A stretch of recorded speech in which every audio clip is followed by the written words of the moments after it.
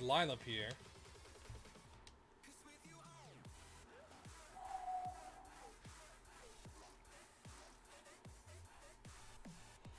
Our next show here begins. We'll make a transition from wrestling to MMA. PWC 97 is coming up next. KLV, I hope you're ready.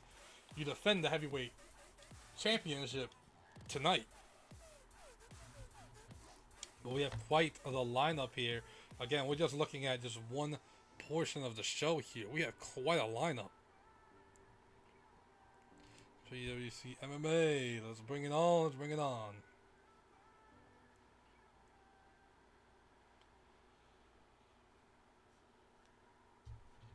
Let's bring it on. PWC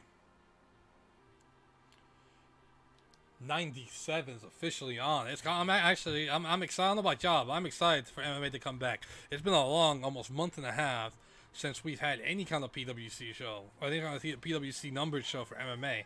It's been a while. Paradise Wrestling is over with.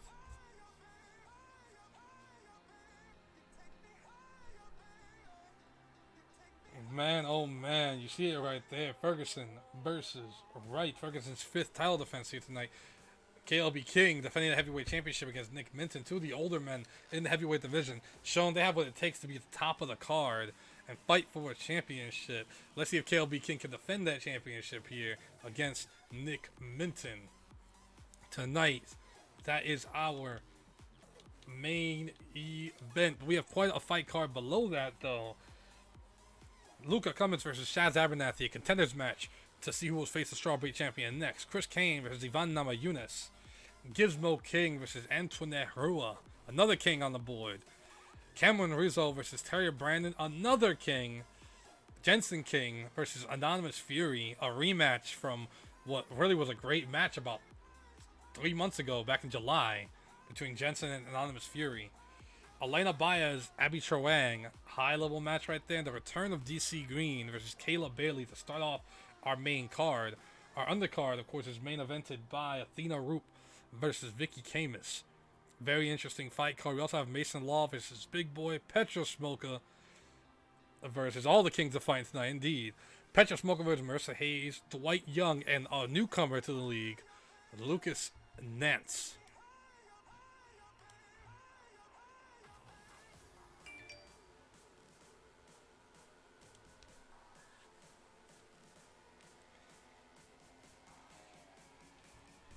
Of the MMA ones at least, exactly. The MMA ones at least. But Lucas Nance making his debut here, fighting here tonight.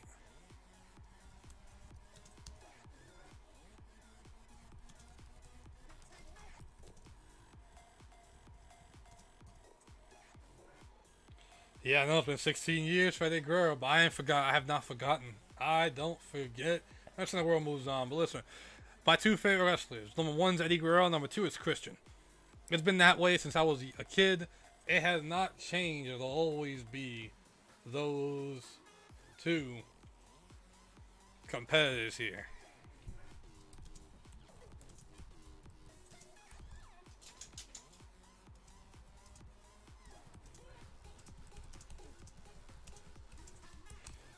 We actually let the creator of this character know all about it.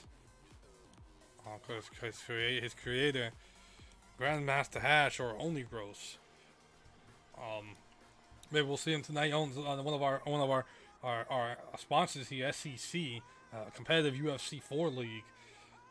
Someone that I'm helping out. So starting my own league, we teamed up with SEC to get things going here. But it's time to get this show on the road here. It's time to get this one going. We have the big one going. But before we get PWC 97 officially started, let's break down the rules real quick for those that don't remember. Very, very simple. Very easy here. 3 5-minute rounds for your bout duration. Championship bouts, which there are 2 of tonight, are 5 5-minute rounds. Our contender match will also be 5 5-minute rounds tonight. Second rule based right here. This is a 10-point scoring system, meaning the round winner gets 10 points. The loser, or the opponent, 9 points or less. And all fights, of course, are scored on effective striking and grappling, followed by aggression and octagon control in that order. Very, very easy. If you want to join, all you gotta do is type and create in the chat. You also can click on the website link below. There'll be a new one coming soon. Actually, we can go ahead and throw that post in here in a second. If you do want to create a new fighter, all you gotta do is follow this link right here. Click on one that says create a character. You can of course create a character for either the wrestling league or the one of the two MMA leagues. So with that, I think we're ready to go. First match of the evening. You see it right there. First match of the evening. Shah Reed versus the Killer. This ought to be an interesting undercard matchup. Let's get this thing rolling here. First match of the evening. This should be a very, very, very interesting one right here in our strawweight division. The Killer coming out first. The Killer really trying to make a name for herself. Said up and down moments created by another streamer, Exorcisms, which hopefully we'll see Mel return soon to the world of Twitch. Hopefully we'll see her. If not, you know, while then we still have her fighter promoting her, giving her hype, making it happen right here. She's again in the strawweight division. She is ranked number 10 right now in the strawweight division. So you have to think this is an important matchup for her. A very important matchup for Shah Reed, on the other hand. Her opponent coming out, she is ranked number 9. Ranked number 9 is Shah Reed. Shah Reed's been around for a long time, probably another streamer from a different network. Shahbaz. Shay, I would not see her in a long time either, unfortunately. So those things happen. Those things absolutely happen. She is again ranked number 9 in the strawweight division. Our first MMA match we've had on this channel in over a month. Someone that challenged themselves in MMA, not having MMA fights is kind of weird, and going so long here. So I'm sure these ladies will not disappoint in their first matchup here. Let's get me out of the way here and jump right to our undercard view. So you know what? And she right there, the Killer, of course, has a height advantage and a height advantage and a reach advantage. 3 inches on the height also here. Very, very accomplished boxer is Miss Killer here. Killer's a pro boxer. Not really good at anything else, but she's a pro boxer, sitting with a record of 7 wins, 5 losses. 7 wins and 5 losses. This would be fight number 13 for lucky number 13. Her opponent Reed here, very different. Has fought 22. Or this will be fight 22 for her here. 10 wins, 11 losses for her previous 21 fights.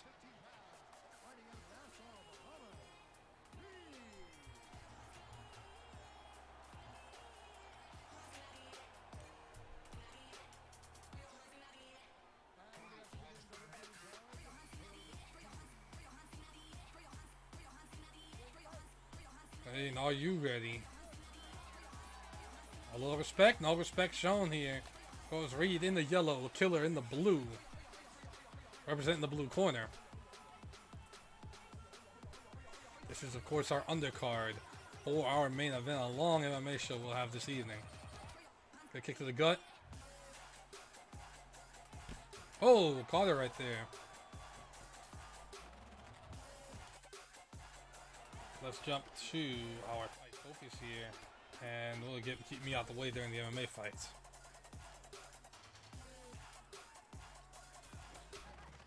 Nice, multiple strikes right there.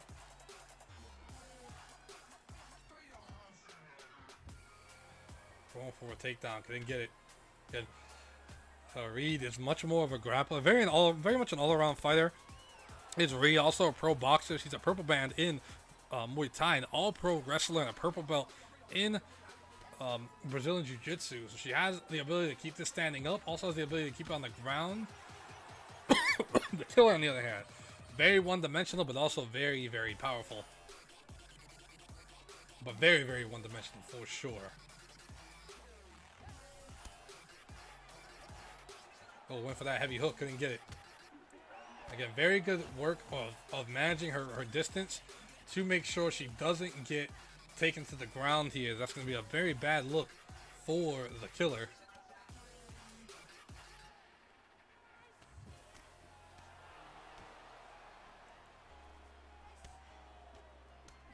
The body. Oh, nice multiple shots to the body.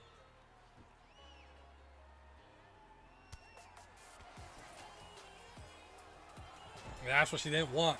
She didn't want this to the ground. She got taken to the ground on her back here, right into a north-south position here with just 3 minutes left in this round.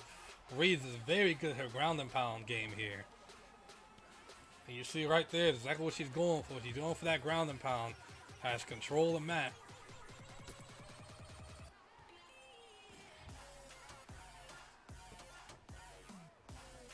Actually can pump cat guard up a little bit. Going for a submission. Going for a submission attempt here. Reeves getting that Kimura. This is really bad. She has it in already. She already has it in. She has it torqued. She has it torqued. Now she has it torqued all the way. And that is it. Exactly what the killer did not want to happen happened right there for her. Exactly what she didn't want. Got hit with the Kimura. Got it torqued as soon as she got put on the ground. That's all we needed to get this win. You see her right there. She had it in tight. Feeling no choice. No choice right there. Look at the torque of that arm. It'll pop up. Remember, it pops up at the end, and they Bruce also announces it too. So Bruce's sounds all the way up. Yeah, it is. Yeah, remember, Bruce announces this. You don't have to worry about that one. It also pops up on the screen. Very visual in UFC 3.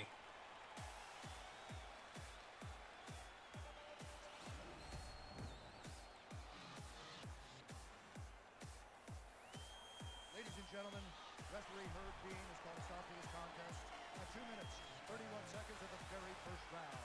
Declaring the winner by tap out due to a Kimura. Win number 11.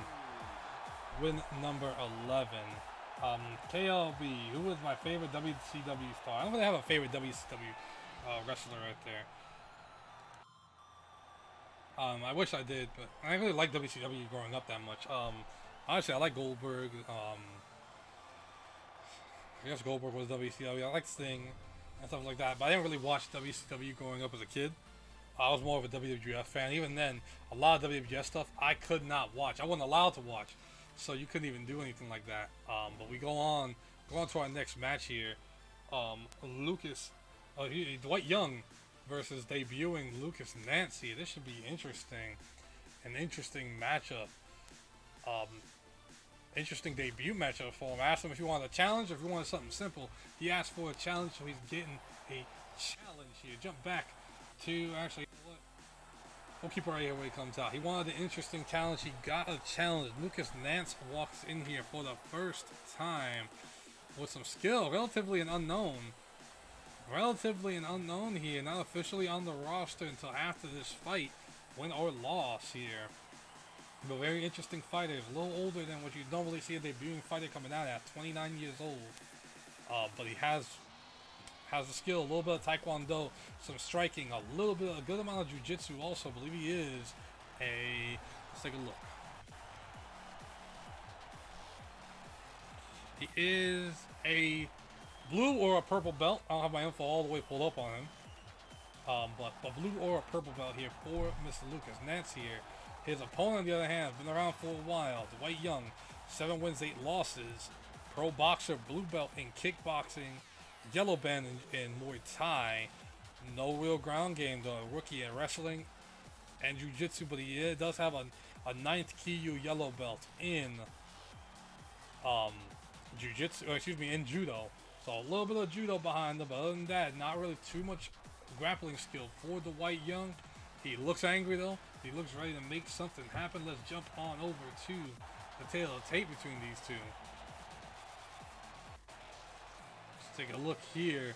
Again, much more of a striker. I think with Lucas. Oh, excuse me. With Lucas, he has to avoid the power of the Dwight Young. The Dwight Young is going to stand up, keep this fight on the feet, and put him down here. Take a look at the breakdown here. The biggest difference here is going to be that reach and that height. 4 inches in reach. 4 inches in height. Ladies and gentlemen, this fight is 3 rounds in the UFC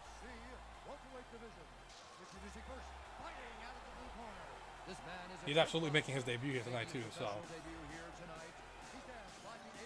Bruce is right on that one.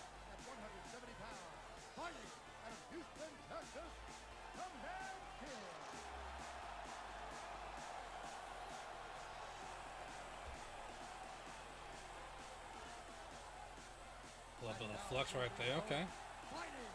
Of course, his opponent sitting. He is indeed ranked, the 8th ranked welterweight in the division, sitting again. Put in an interesting record here. 7 wins, 8 losses. That would be fight number 16 for him. 6 of his 7 wins have come by knockout, with 1 win coming by a decision. So again, you're looking for a kill. You're looking for a knockout in this fight. And we got our second matchup of the evening. Welcome everyone. We're on the undercard of PWC 97. We were just doing wrestling a little while ago. We switched to the MMA portion of our show. Dwight Young in the green, representing the red corner. Lucas Nance making his debut in the black, representing the blue corner. Got caught with that hook. Nice combination attempt, but took a turn to send it with a spinning back fist of his own. Both men were not able to get that spinning back fist in. Nice shot. Nice hook. He threw the jab, that lead jab in. Not that he's his debut for sure, but he threw that lead jab in, and then he got clipped with a hook as Dwight Young moved in. Looking at that being very, very aggressive with these strikes early on. Nice head kick. That one was not expecting it to connect, but got him with that roundhouse kick right to the side of the head. More or less to the back of the head. From the way Dwight Young was, got clipped with that front kick. Has to avoid those combinations right there. You saw he let in, got us straight, then got the left hook. Got to be careful with that. He's got to be careful. Oh, nice switch kick. And then went right for a takedown. That was a beautiful combination right there. But could not commit all the way and get the takedown. And now he's in a bad position here. He needs to utilize a little bit of that jiu-jitsu to get himself out into sprawl. Dwight Young, again, despite not really being much of a grappler, knows the best way to go is to take his back, not let him get into any better defensive position, because this is what happens. Lucas Nance takes his back here relatively easily. We're back into full guard.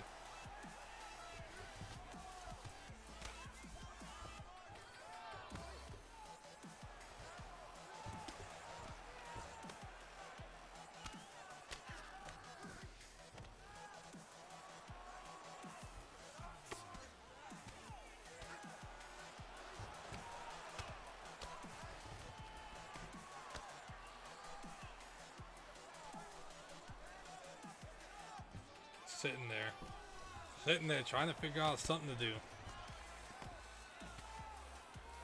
It does. I'll agree with that. Hurts Young a lot more to lose. That does that. Now Nance, he comes in pretty hot. He comes in. The luck of the draw worked for him here, so he comes in with a decent skill set. The referee, after not seeing any kind of advancement and movement here, decides to stand him back up. The benefit of who, I'm not sure. Real good fake out with that knee. Could not get anything out of it.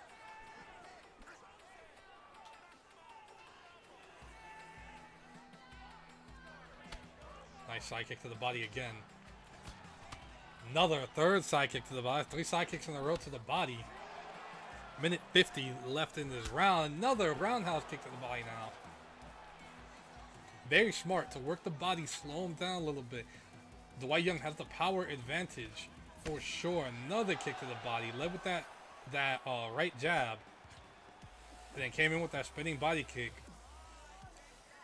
You see him here. If you notice what he's doing, is he's throwing these real light jabs as a lead-in. And either he's committing with something else, or he's moving through, or he's making a miss. And he got a good takedown right there. The second takedown was good. But Dwight Young, he's easily got himself back up. Another kick to the body. That's going to start paying dividends later in this fight.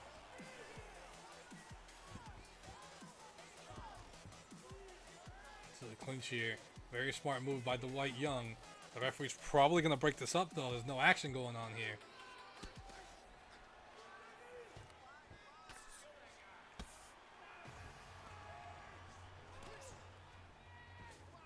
High knee is blocked.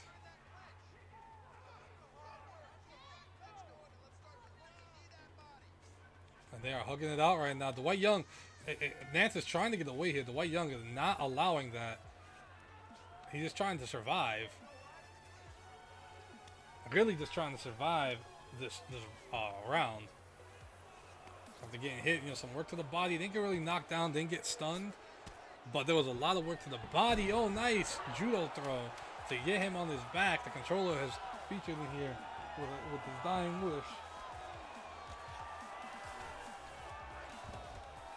Nice shot there at the end to end that round. Strong first round. Very strong first round for both of these competitors. Very close round. I'm not sure which way I want to lean on that one, because both men had their time to shine. So it really could have gone. It's a 10-9 regardless. Obviously, really hard to call. I may go with the favor of Nance on that one. A 10-9 to Lance for that first round. Some respect being shown to start off our second one.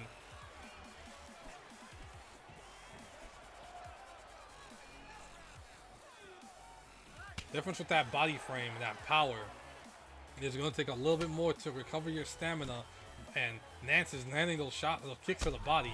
Oh, nailed him right there. He's hurt. Nice hook to the body.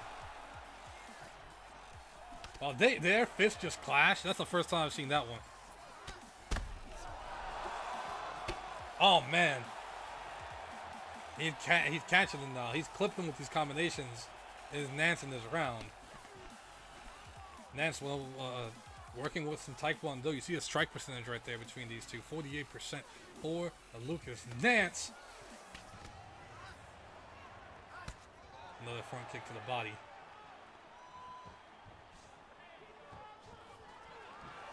Takedown attempt against the cage, but could not get it.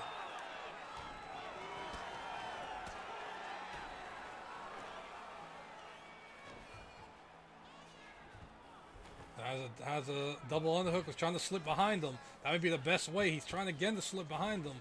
Best way to get him off the cage. Nance is just holding him. Nance is trying so hard to get away and it's just not letting him. Lance is not going to let him. And this is back. This is just going to burn the energy of... This is going to burn him out. It's just going to burn him out here. He's trying so hard. And we may have a glitch. He's trying so hard, and he's just gonna burn out his energy. The ref's actually going to break this again. Not looking good for Dwight Young.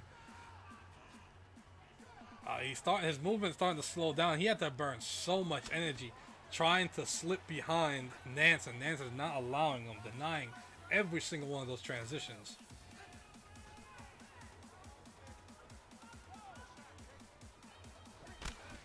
Call him again. Call him nice with that hook. We have a little bit of blood somewhere.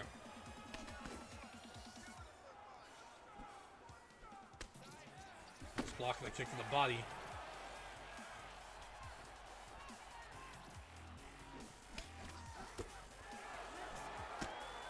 And it looks like wherever the cut is on Dwight Young, it is looking bad right now. We are halfway through this fight. 2.5 minutes left in this fight. I'm not sure. Young has felt like he's been tired this round. Oh my goodness. Combination attempt was good, but couldn't get it.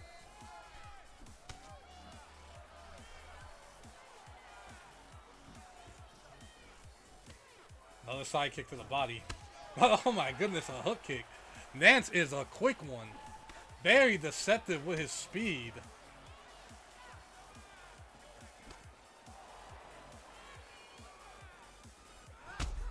Nice head kick. Oh, and that head kick is good for a knockdown. Hands touch the ground. He is down right there.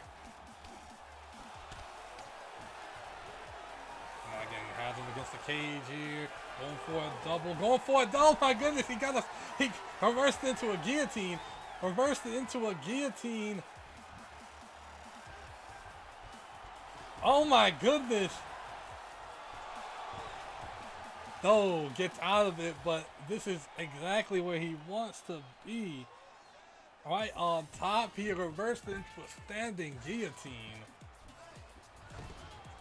The Dwight Young.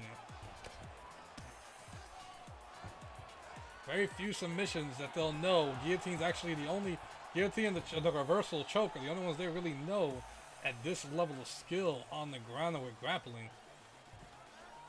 Oh man, this has gotten really bad for him. This has gotten really bad for him.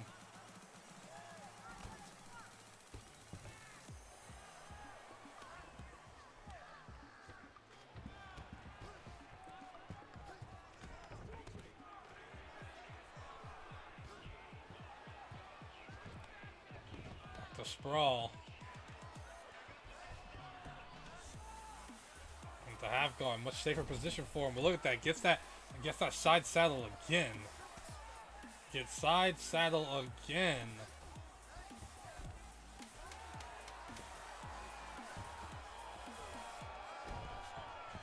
Side saddle again. This time he nails that elbow. We're going into the end of the third round. Nice elbow to finish off that round. Second round, excuse me. We're into a third round. Looks like this fight will be getting the full 3-round treatment.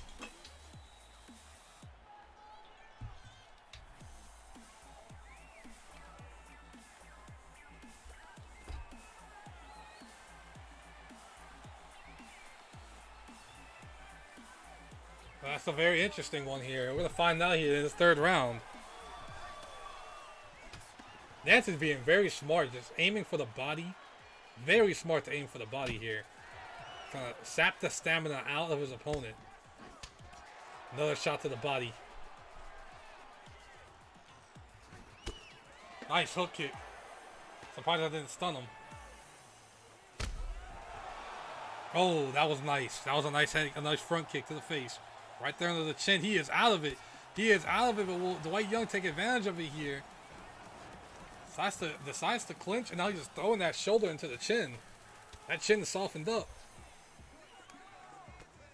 That chin has softened up here.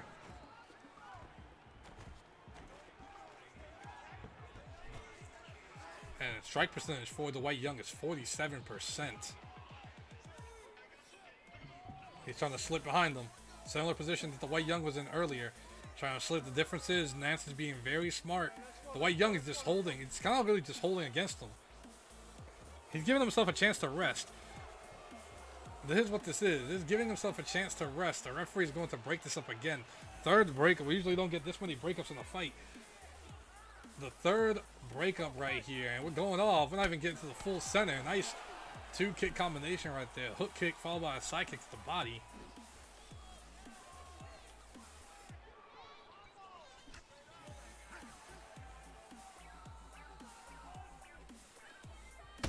Oh, got caught again.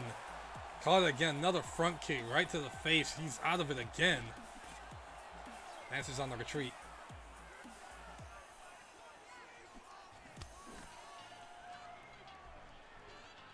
I think he's just trying to get his opponent tired like he is. Because if you notice, he is only throwing 2-3 strike combinations. Even when he's hitting, he's not able to get, and look at that. Just hit him right in the body again. You see him, his guard is starting to fall.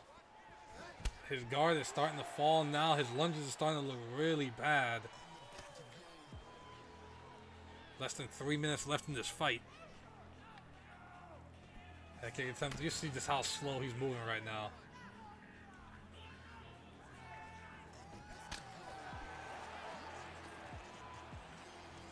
That work to the body has really done a lot of work to Dwight Young. We're at half a round left in this fight.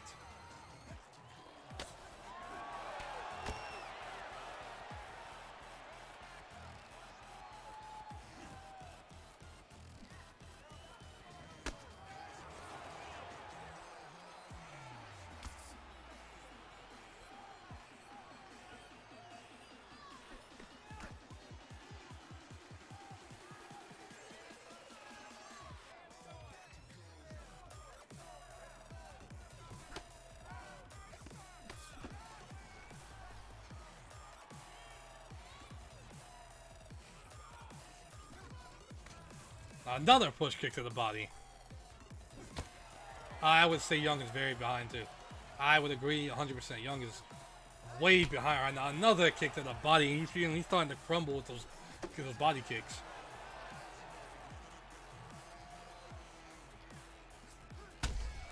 Oh my goodness. That Taekwondo, that's the Taekwondo right there. For those wondering what change I've made for Season 6, that's the change right there. That Taekwondo is ridiculous. Taekwondo has some of the best kick combinations. You see it right there. That was wild.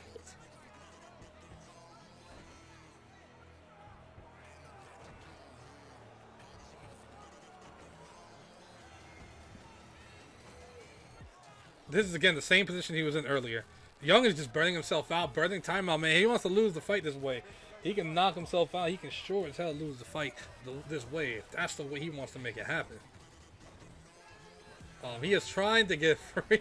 He is frantically just trying to break off. The referee's finally tired of this. The fourth time this fight. Breaking up Young. Look at the white Young. He is barely just holding it together. He is barely holding it together in this last few seconds of this fight. Barely holding it together. Nice head kick. Lead roundhouse kick right to the face. Young is barely holding it together. Front kick to the face. Oh, went for that hook kick. I thought he was going to finish it with the trifecta in that hook kick. No, he did not. I think a lot of it is that those hits to the body. Those hits to the body do a lot. We're going in. It looks like we are getting a judge's decision here after 15 minutes of a war right here. We are taking this to the judges. Hey, props to both of them for a war right here.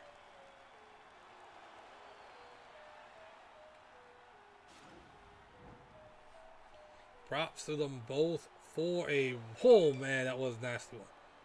Went for that spinning back fist. Look at that one. That was such a beautiful combination kick right there. Hit him right in the gut. He is out of it. The white Young not even looking away. Just looking away. He knows.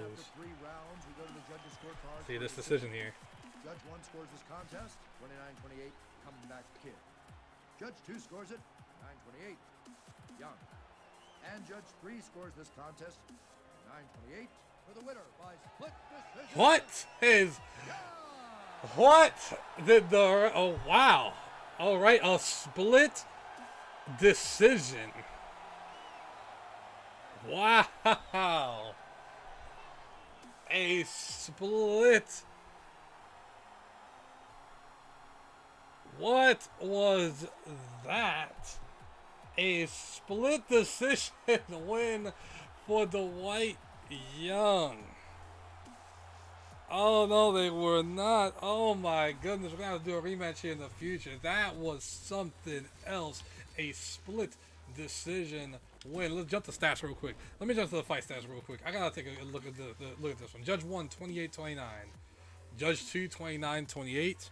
Judge 3, 29-28. That is some bull.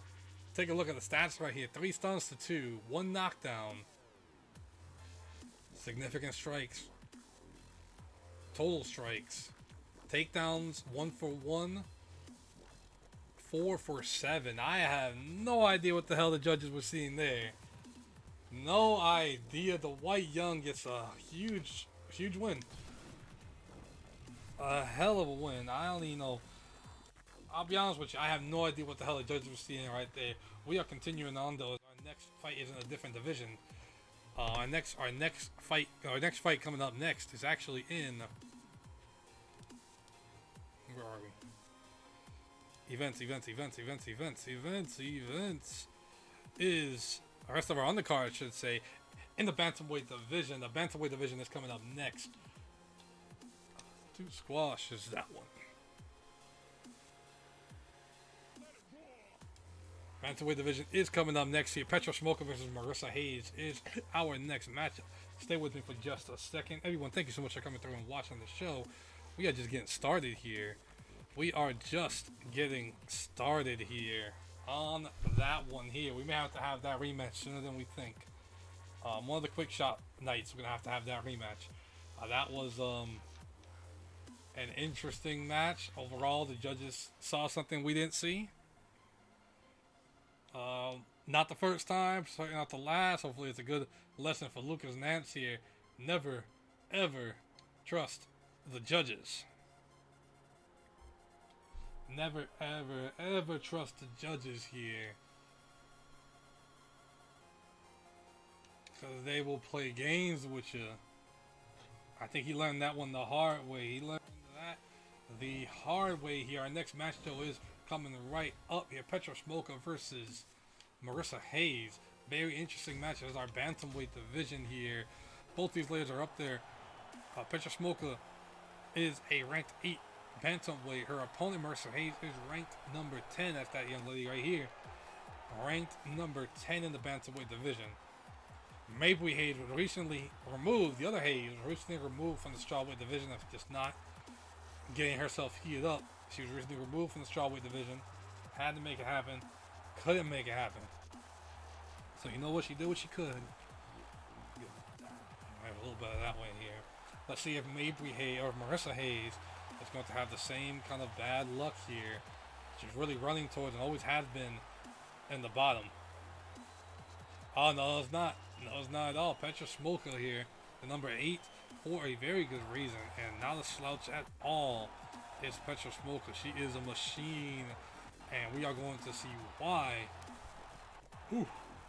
We are going to see why she's a machine in this matchup. Again, a former contender for the Women's Bantamweight Championship, part of Houston Strike Force. Crown's been working so much. We haven't seen Crown that much. I'm sure Crown will watch the VOD when he gets the chance. But no slouch here is this young lady. No slouch at all is this young lady here. Petra Smolka. So this will be interesting. A very, very interesting fight here.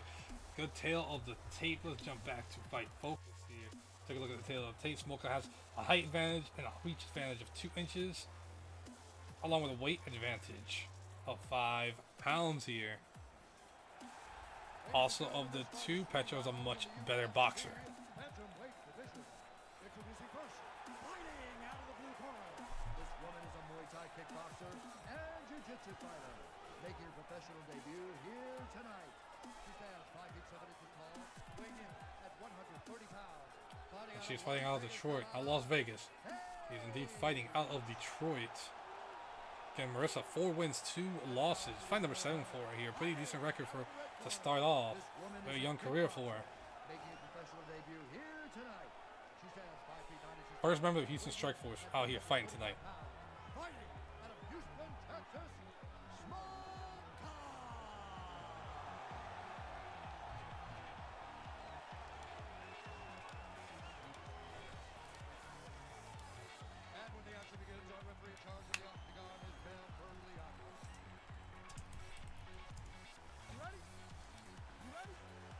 Here we go. Here we go. Marissa is trying to give a little bit of respect here. Petra Smolka, 8 wins, 5 losses here for a former championship level contender. Smolka in the blue representing the red corner. Hayes in the black representing the blue corner, part of Team Mil Muertos. So we have 2 teams, and Marissa Hayes already got caught, clipped with an uppercut.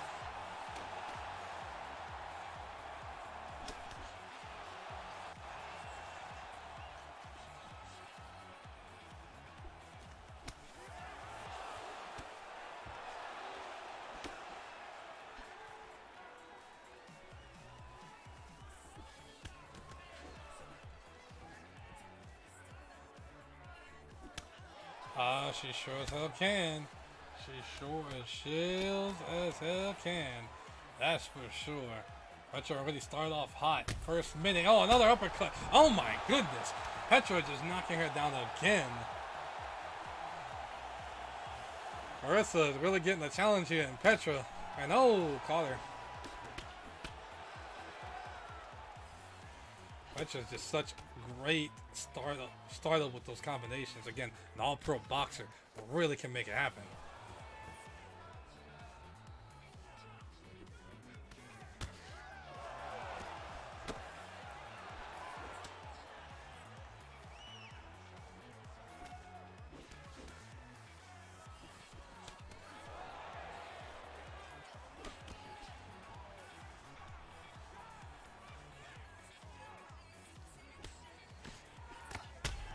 Oh, caught her. Caught her. Patrick Smolka just got rocked right there, but she's falling back, trying to get into the defensive shell here. She really started off hot.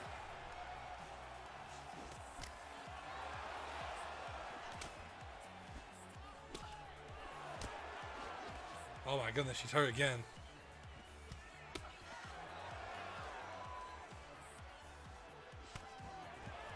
They're both of these ladies are really just throwing bombs right now at each other.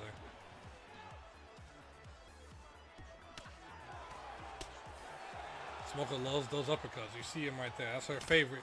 Her favorite thing right there is the uppercuts.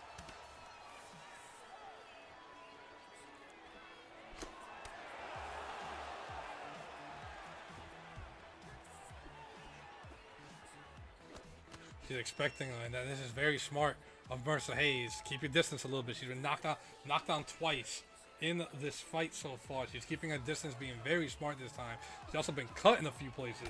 Not a good look for her.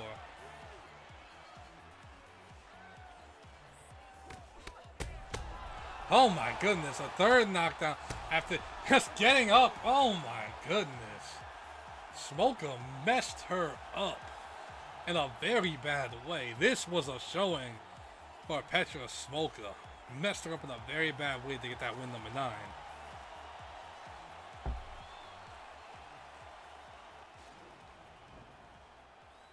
Jesus.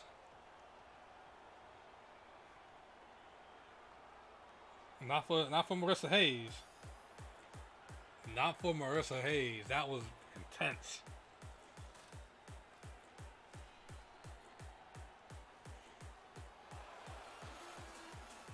On her way down, just clipped right in the face. Not a good one for Marissa Hayes for sure.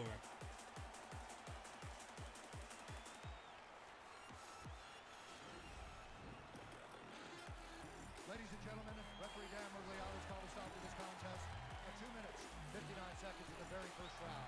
Declaring the winner by knockout, Smolka!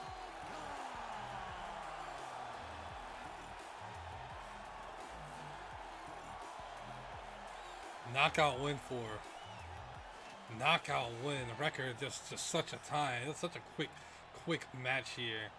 A little more than half a round it took for Petra to finish this fight off.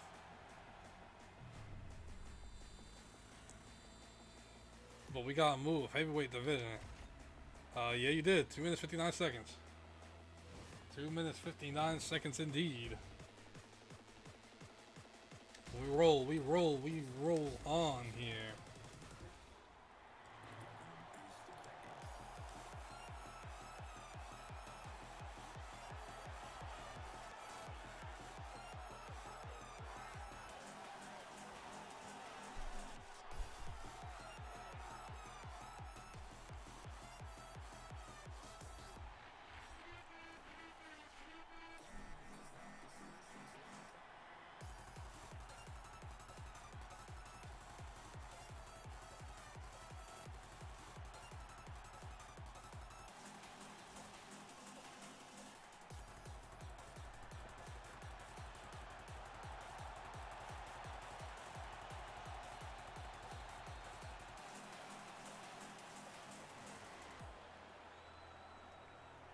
Big boy, been around for a long time. I ain't gonna say too much about him here, but Big boy's been around for quite a long time here. Coming in for another awesome match here. He is. Let's go to the rankings here. Big boy is the 9th ranked in the division. Beat Michelangelo Testalan when they fought recently. Mason Law, you know, a former champion, former middleweight champion in the J League, making his move over. This is a big win for him. A big fight, big opportunity for him here. They fought before. The second time they're fighting. Mason Law got a win last time.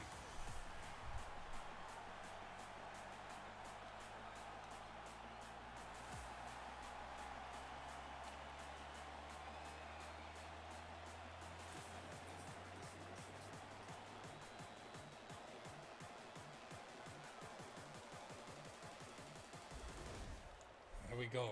Breakdown of these two. Also here again, the big boy Ain't named Big Boy for no reason now. 6'6", 4 inches in height, 40 pounds in weight, and a 5-inch reach advantage for Big Boy. Big Boy here, getting the 9th ranked in the heavyweight division. This is fight number 19 for him. 9 wins, 9 losses. Big man from Dallas, Texas.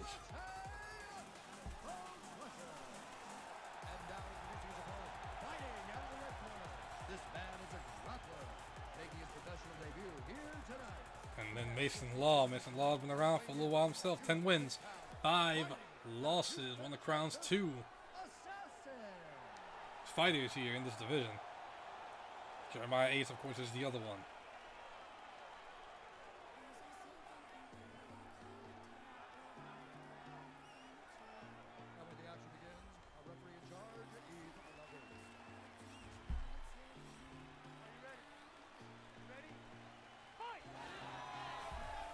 Respect? No respect.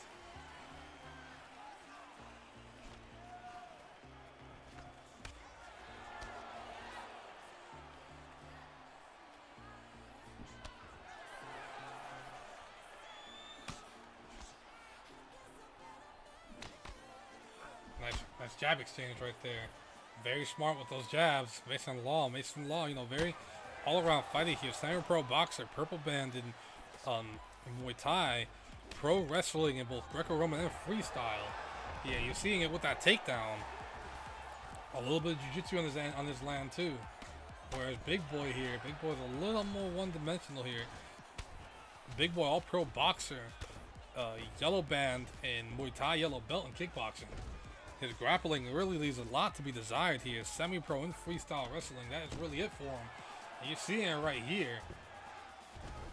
Mason Law put him on his back and just going to town.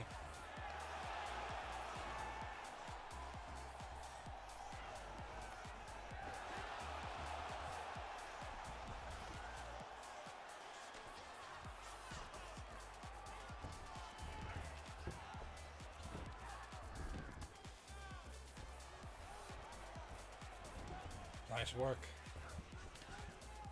Not allow him.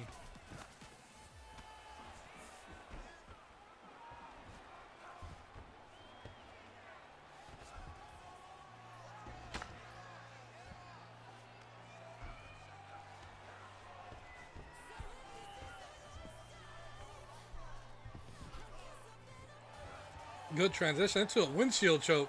Into the windshield choke as Mason Law is not playing around. He's trying to finish this thing quick. He is out to finish this thing quick. Has that windshield locked all the way in. And out goes Big Boy. Made short work of Big Boy. Did Mason Law.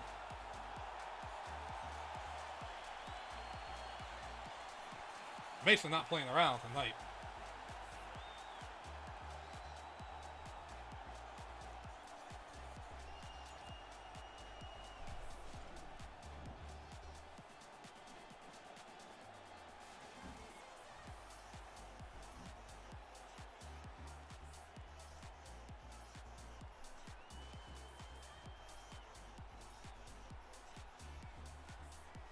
Mason Law was not in the mood to play no games tonight.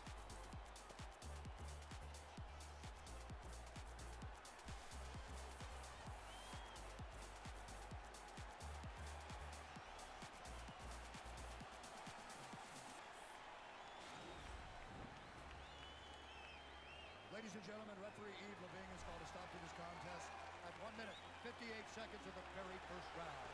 Declaring the winner by tap out. That's just an obvious right there. An obvious right there. Congratulations, Mason Law. That was an obvious win. There was no other way around that one. Very, very, very obvious. That's a knockout. That's a knockout win right there. Very obvious. And I knocked out the park, I should say. Knocked it out the park. Congratulations, Mason Law. Killed it. Killed it. But we keep going. We keep going. Our undercard main event is... Make sure of that now. Make sure of that now. Hold on. Events. Yes, indeed. Our undercard main event is coming up next. Athena Roop versus Vicky Camus. This is the last fight for this undercard. Before we go into the main card, the music is lowered down. We don't have any background noise or anything like that. We just focus solely on the fights. This is the last match of this undercard.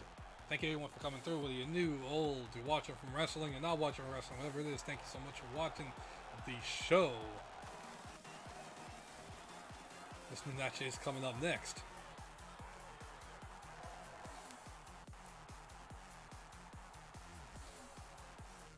Turtle's offline. Everybody's offline. Everybody got off around the same time. Relatively around the same time. Vicky Camus here. She has main event and undercard, but she has been a champion before. A former women's bantamweight champion. Just last year, she was the champion. She actually lost it earlier this year. Right around this time last year, she won it. She lost the championship earlier this year to the former champion Wubba Green, who did lose it in the lost tapes, which will be uploaded to YouTube here soon, of the first episode of PWC Quick Shots. So we'll be uploading that video soon. We may even show it as a preview or something like that. We'll see what we're going to do with it. Sure, we're going to see what we're going to do. Athena Roop, a former contender for that Bantamweight Championship, has fallen pretty hard though. She's trying to make her way back up. Trying to make it happen. Was previously owned by Silent Snake, but for season 6 has decided to go on her own again. So she's an available fighter. For anyone watching the show and don't want to go through the hassle of creating a fighter, you don't have to. This young lady is rentable right here. So let's see what they can do. Let's take a look here at the breakdown between the two fighters. One of the biggest things Athena Roop has is her height. She's one of the tallest fighters in this division. 71 inches with a 5-inch height advantage, 4-inch reach advantage, or 5-inch reach advantage, 4-inch height advantage here. This woman is a mixed martial artist making her professional debut here tonight. She stands 5 feet 5 inches tall, weighing in. And fighting right here, of course, Vicky Camus, 11 wins, 8 losses. She's been around the block. Been around the block and has done a lot. Whereas our opponent, Athena Roop, really, really hot start, but just couldn't get it going after a while. 7 wins, 9 losses. Once again, was once owned by Silent Snake, is now on her own again. Let's see what she can do. Have anyone holding her back here, Silent Snake? Had some health issues. We haven't seen him in a while. Hopefully he is all well.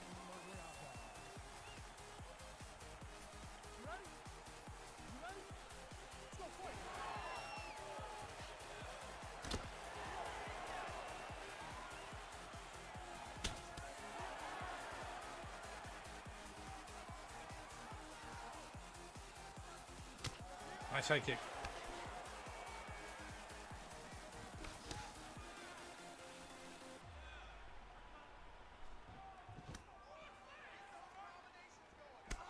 Nice kick to the body. Athena Roop being very smart, using that reach to her advantage.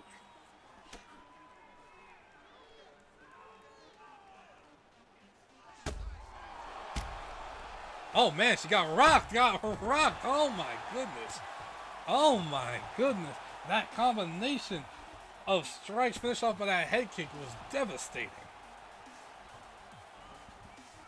Absolutely devastating. It's stacked up here. And she is trying to end this fight. Good work by Athena. Kicking her off. And not letting her try to advance and get closer.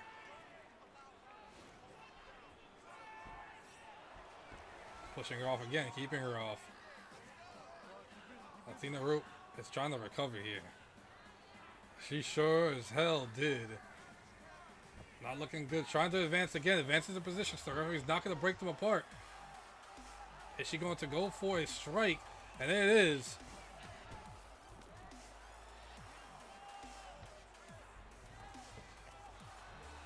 Very good, good strategy here by Athena Roop. And look at that. Petra Smolka decides to change up a little bit of how she's approaching this fight. Takes it to the ground instead. Nice hammer fist.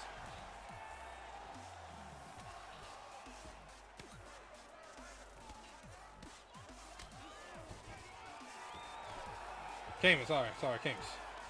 Yeah, I'm thinking Smolka. Smolka's another powerhouse right here. Excuse me. Becky Camus here really started off hot. Now she's on her back. Roop has an advantage. Both these ladies are really not that good grappler-wise. The Greco-Roman wrestler for Athena Roop.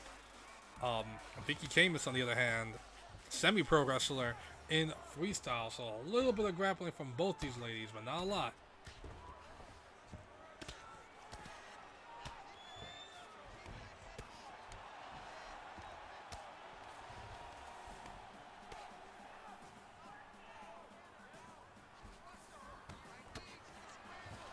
We're over halfway mark in this round, and Camus so far has been put down.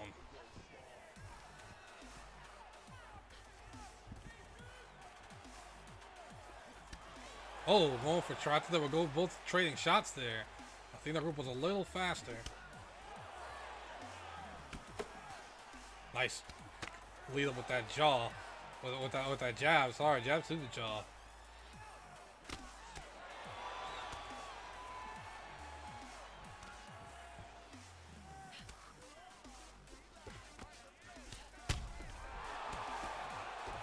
Oh man, well, that would turn things around. Camus was stunned, but was able to get out of there.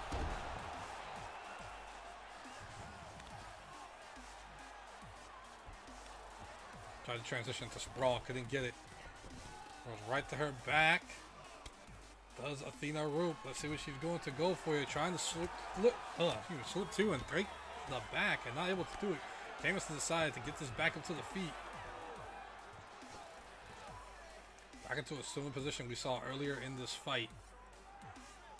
Neither leg is really moving right now, so they're probably going to end up breaking this up. No, she stacks her in stack guard here.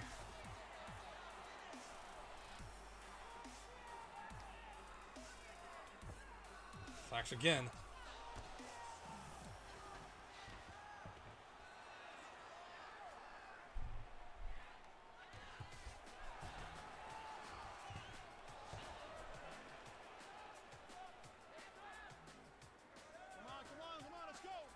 Check on the dogs real quick. They're knocked out in bed. Athena Roop again, just doing what she can defensively. Not the most action-intensive round here for sure.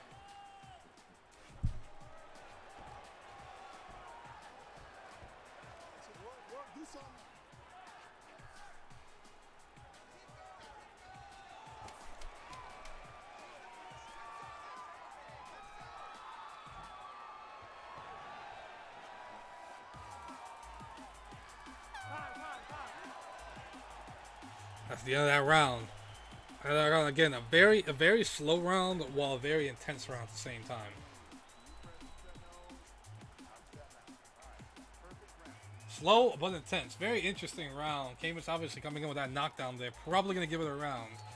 As we jump into the second round here. Again, the undercard main event is this one right here.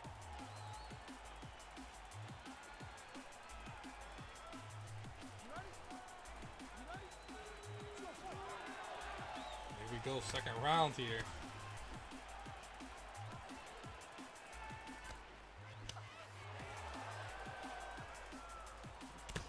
Oh, caught her.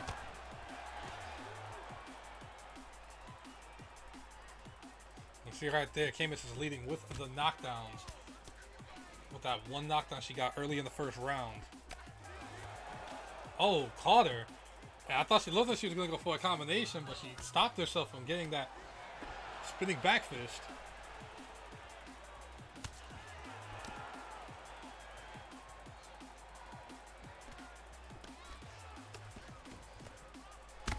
Oh, got her there.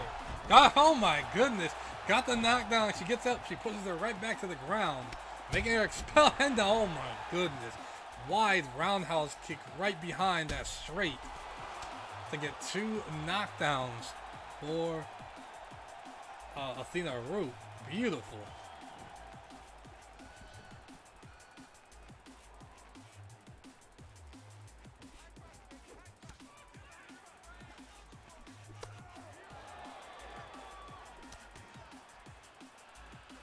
That was such a beautiful knockdown. Oh, she got caught with that uppercut though. It really got hit hard with that uppercut, but she's defending herself. Second time she's been stunned this round and was able to ward off, possibly having this fight ended.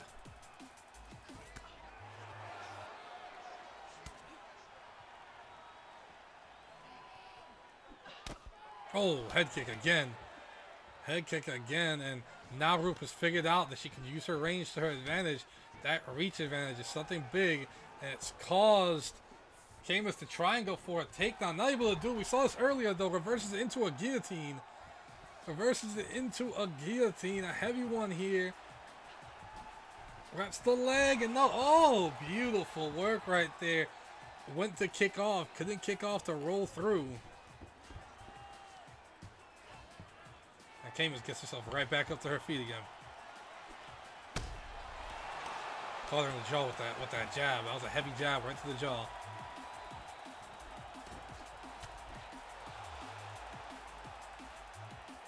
Camus has some great head movement. Very, very aware when it comes to striking.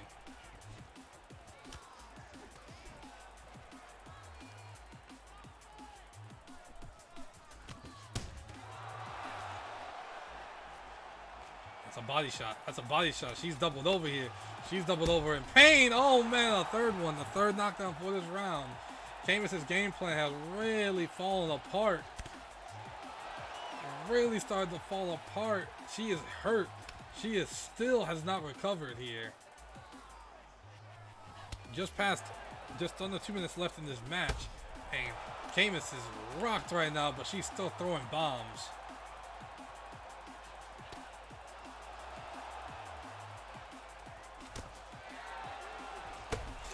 Oh my goodness, and the bomb. I ain't lying when I said she threw a bomb. Oh my goodness, Camus.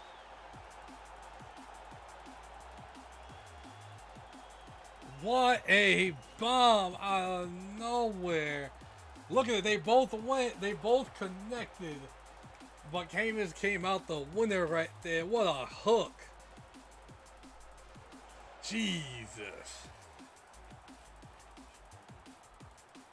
One more time, please.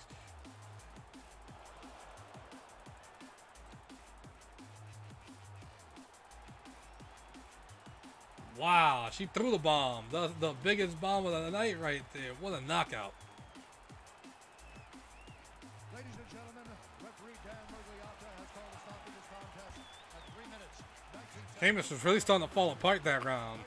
Really falling apart that round. But look at that. All it takes is one hit. One hit is all it takes. That's why Camus was the champion in the Bantamweight division.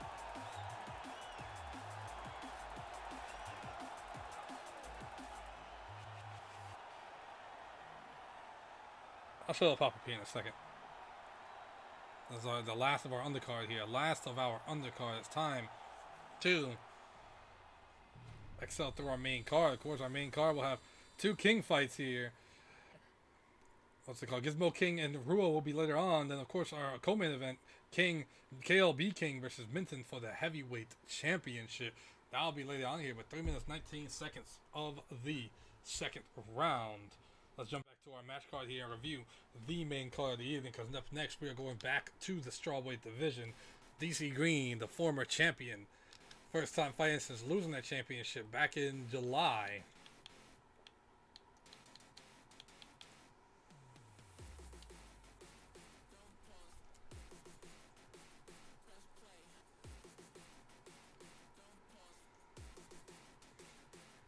This next matchup will be an interesting one.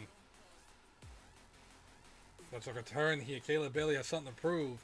What's the better way to prove it than to beat the former champion DC Green? But DC Green also lost. I think that was the third time in her career that she's lost a fight. Third or fourth time she's ever lost. Fourth time she's ever lost for DC Green. She is going to be coming in with some fire. She's going to be coming in with some fire here. Let's jump it back to this fight. Welcome everyone to the main card of PWC 97. We are hyped. We are ready to go. I gotta get my light on so I can get my filter going again. We'll get that done momentarily here, but this matchup will be an interesting one here. Kayla Bailey coming out here. Let's bring it back to fight focus real quick. Kayla Bailey coming out here again, a very experienced fighter, one of the originals, I would say, of the league. She is.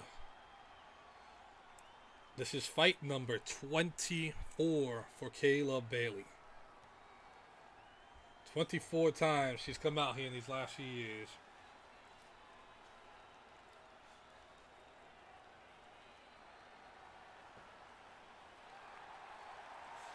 See the blood around here from the fights earlier.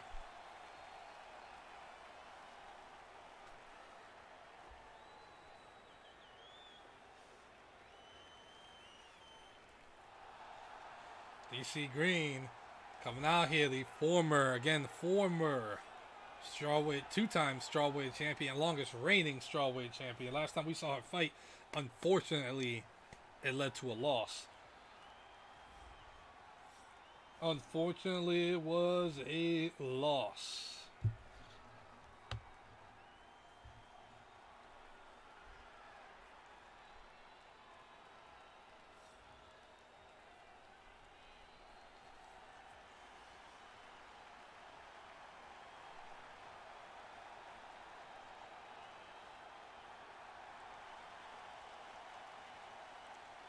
DC Green, this is an interesting one for her. This is also her 25th fight right here.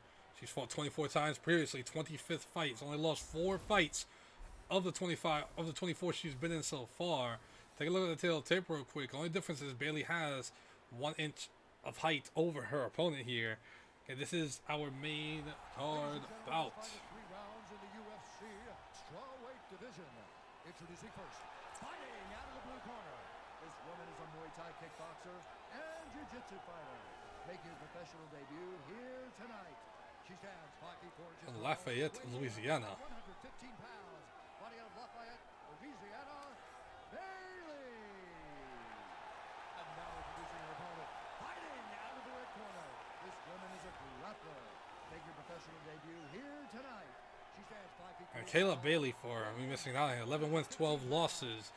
Our opponent right here, DC Green, 18 wins, 4 losses. The real Green may show up here.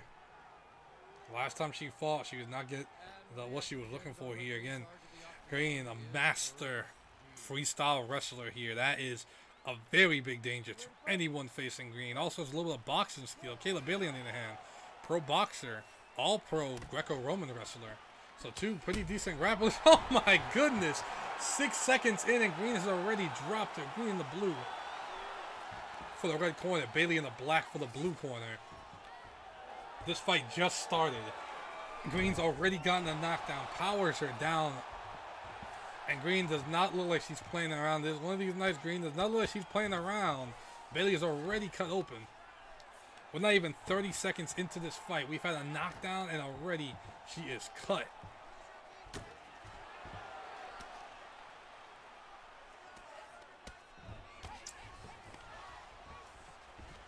Bailey's trying to get away here again. Bailey, a grappler, a very good wrestler on her own, and not able to get away from Green. Green actually voluntarily moves out of that that top mount to get crucifix. Trying to slip out. She rolls to her back. Trying to roll. Trying to get a reversal. Not able to get that. Another reversal. Hammer fist to the back of the head. Another one. A shot to the jaw. A shot to the jaw. Bailey's trying anything she can to get away. Green is angry right now. She is just clipping her. That is it. The ref's going to call that a TKO. The ref's going to call that one a TKO right there. That's not even fair. Oh my goodness. I don't think Green even got hurt. Green win number 19 for her. Green didn't even get hurt.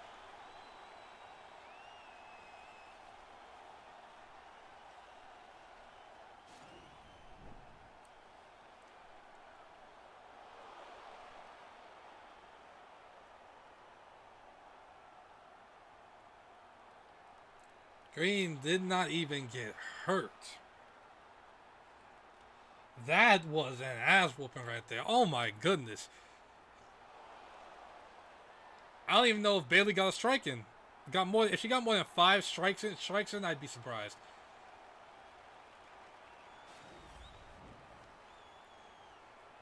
Ladies and gentlemen, referee Herb Dean has called a stop to this contest at 1 minute, 16 seconds of the very first round. Declaring the winner by TKO, Reed.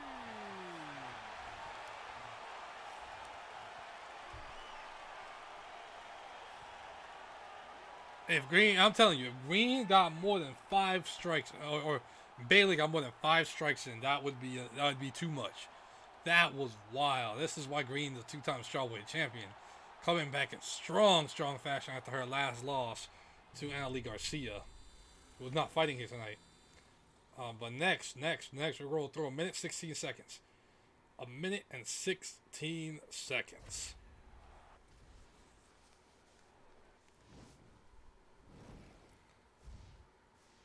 This one's going to be an interesting one. Elena Baez, biggest challenge yet for here. Abby Troeng, who last time she fought was PWC 96 in the main event. She lost in the second round via submission to Annalise Garcia for the Strawweight Championship. Garcia's first title defense. Her next title defense will become a PWC 98 in a couple of weeks.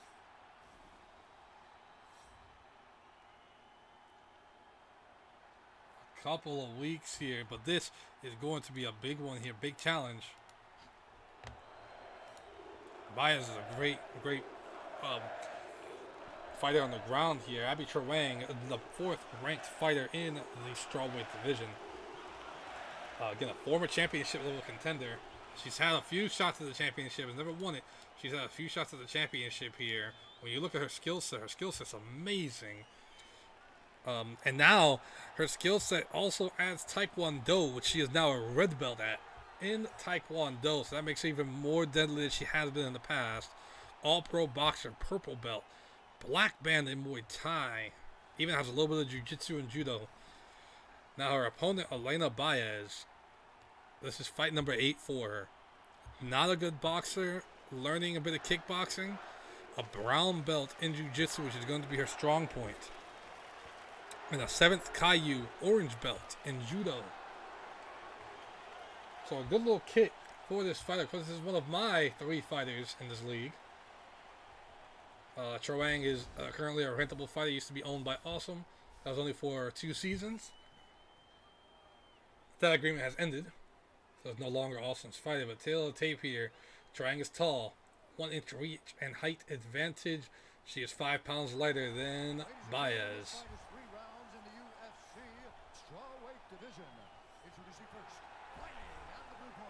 This woman is a mixed martial artist making her professional debut here tonight. She stands 5 feet 6 inches tall. And of course, it's not a debut for Abby Troeng. 15 wins, 15 losses. Fight number 31 for her right here. She ties Annalise Garcia for a total amount of fights and is just behind Alvita Davies. Alvita Davies is at 32 fights. 32 career fights. These 3 ladies are topping out the top 3 for career fights overall. Elena Baez 6-1. Her unfortunate 1 loss was a 7-second knockout a few months back. A knockdown in 7 seconds. So 1-inch advantage. That could be a big deal with Troeng. As good as she is, again, Troeng now has a little bit of an upgrade to her kit, as she does have a little bit of Taekwondo here. Stamina and conditioning and will, also a big thing here. And that's a big thing because both these fighters have great conditioning. Great conditioning. Well, let's see how that's going to help them.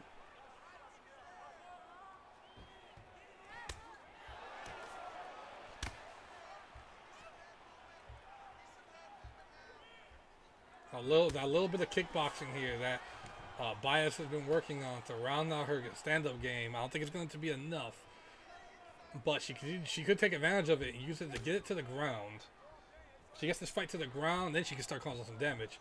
and really go for the submissions, which is what she's done. She's actually won 5 of her 6 fights by submission, one of them by knockout.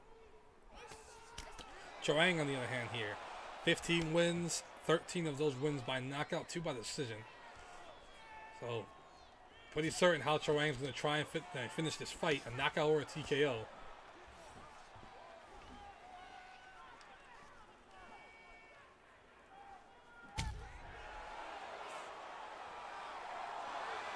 Oh, caught the leg.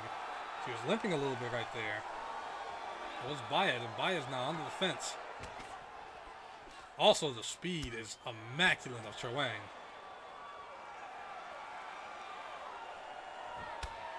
Kick to the body.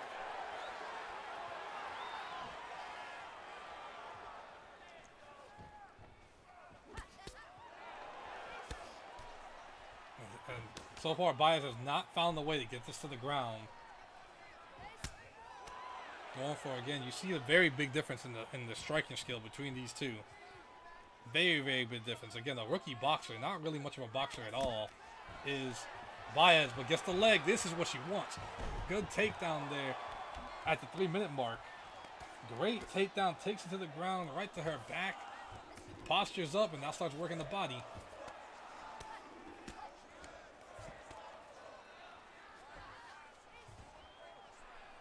Exactly.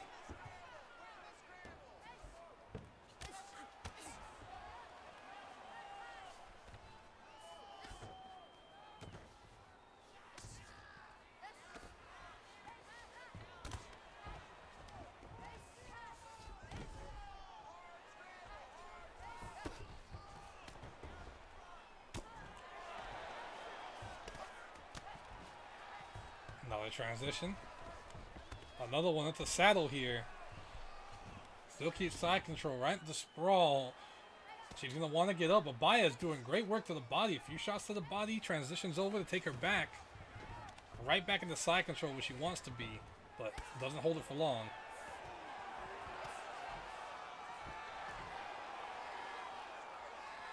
Wide hook, trying to get her opponent caught off guard, and gave her opponent an opportunity to stand back up. This is what Troeng doesn't want, or excuse me, what Troeng wants, but Baez does not want. And get her stand up here, because that's when things get tough. Another single leg, and another single leg takedown.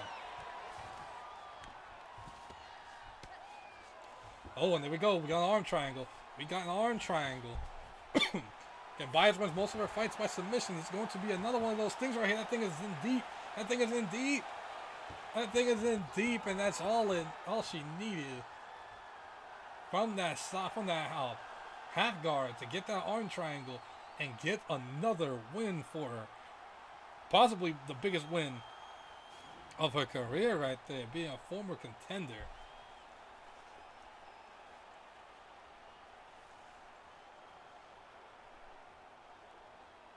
Baez continues on after a rough start into this match.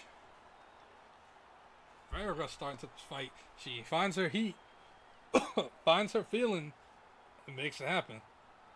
Yep, that was it. Beautiful arm triangle. Force her, gave her no other choice but to tap out. Ladies and gentlemen, referee Eve Levine has called a stop to this contest at 3 minutes, 41 seconds of the very first round. Declaring the winner by tap out, Golden!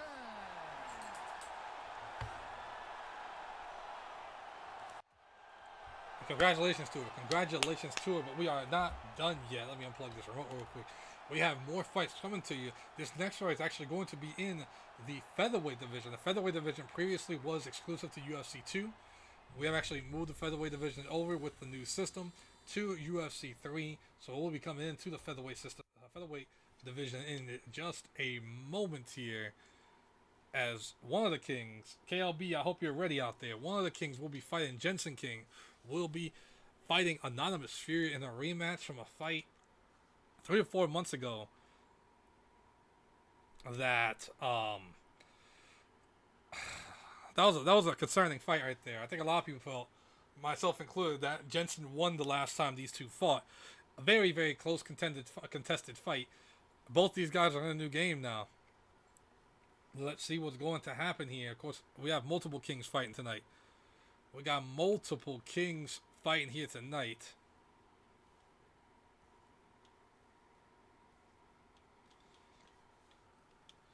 Let's get over to that event there in a second. Everyone, thank you so much for coming through.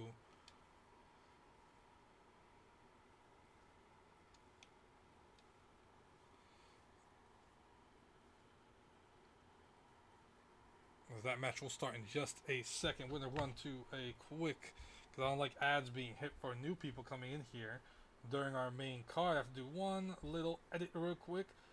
Please stay with me. Watch a quick ad to support the channel. I really do appreciate it. I also want to get these ads out the way so no one gets annoyed, because that is annoying when you get hit with ads randomly. So that should get rid of these ads for a little bit.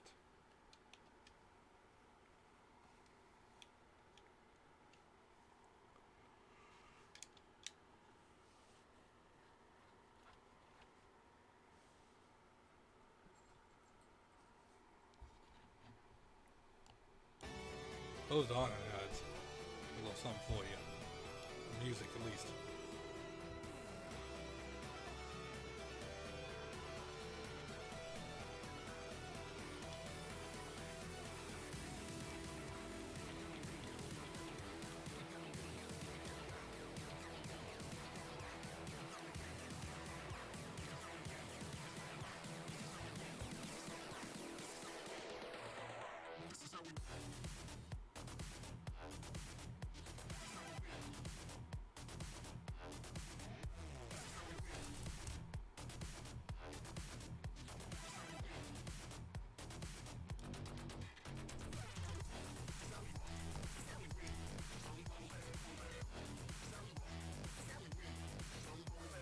Jeez, I said 2 ads, not 3. Not 3 ads. We don't want no 3 ads here. Let's bring it back to the card. My apologies, y'all. Thank you so much for sticking with me. Thank you for sticking with me through that ad break right here. We are back. Featherweight bout is coming up next. Jensen King versus Anand Fury. This will be an interesting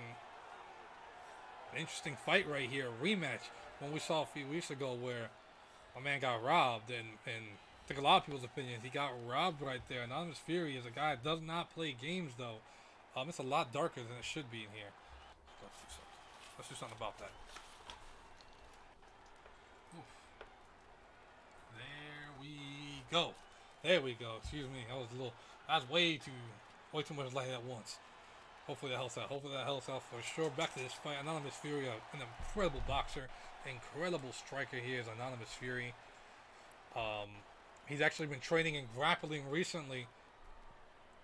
Probably maybe taking a different approach in this fight than he has taken the last few times. Again, the last fight he fought with Jensen King was a real close one. People feel that Jensen King got robbed in that fight. So let's see if it's true. If it's real, he got robbed. It is what it is. He has a chance right here to show that he got robbed here. Jensen King now has also gotten a kit. Oh no, never mind. I don't know those things. None of those things. We're gonna talk about fighting games. We're gonna have a little bit of some info coming out next few weeks here about fighting game thing that I'm doing. I've been trying to do for a few years now, but we didn't really have the opportunity to do it. So we're gonna be doing it soon. But Jensen King, let's get back to this fight right here. Let's take a look at the tail of the tape between these two fighters.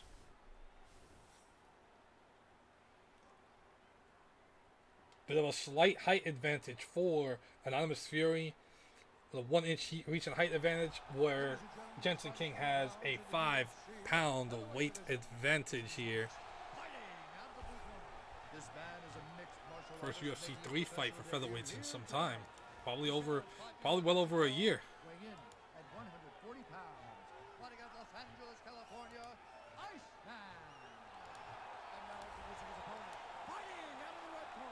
This man is a kickboxer, making his professional debut here tonight. He stands 5 feet 10 inches tall, weighing in at 140 I think that's Houston, Texas here. We didn't break down the records real quick. We'll get to it here in a second here. The young man you're seeing right there, Jensen, that's my boy King. 6 wins, 6 losses. Fight number 13. Lucky 13 for him here tonight. Anonymous Fury, 10 wins, 9 losses. This will be his 20th fight in PWC.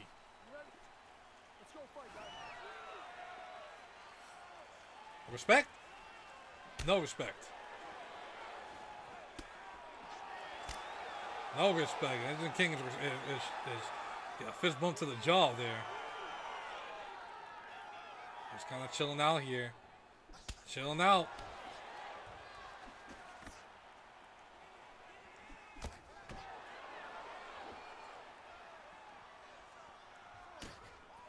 Nice shot to the jaw again. Again, very good at his counter punching. Is Jensen right now. There's that takedown attempt. Again, Anon Fury is working a lot on his grappling as of late.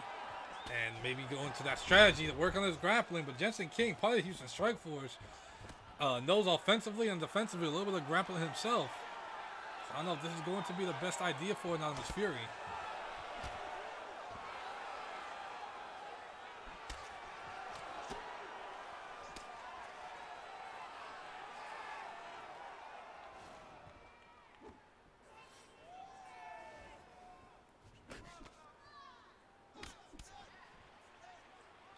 So far, very, very paced fight. It's like they're more or less trying to see. Oh, caught him with that hook, that straight.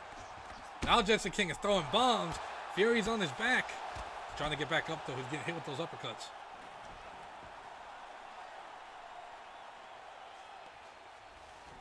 Well, the other KLB King. Well, the other King, KLB King, will be fighting here later tonight. In our co-main event. We also have Gizmo King fighting later on.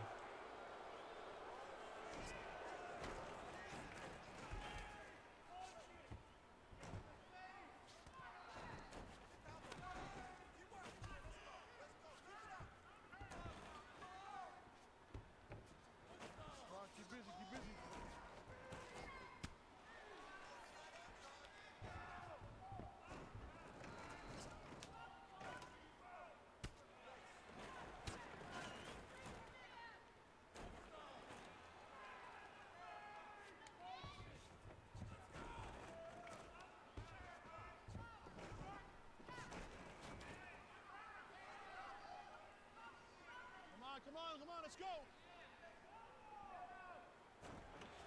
Halfway through this first round, we've already gotten a knockdown here. Already gotten this knockdown by Jensen King. A little bit of a hug war right here. Not what we want to see after a knockdown. Both these guys not really good in jiu-jitsu, or excuse me, in Muay Thai here. And the referee is going to... Actually, no, the referee is not going to spread them out. It's going to come out and come apart right here. Giving some advice right here for the fighters. For those wondering. Here, put me back on camera. I don't cheat. So ain't no one else controlling this one but the computer. Make sure. There's a new profile, so it's going to show all some things there. We don't. Oh my God! I thought he was gone. I thought he was out. Fury just nailed them with that straight. Oh my goodness.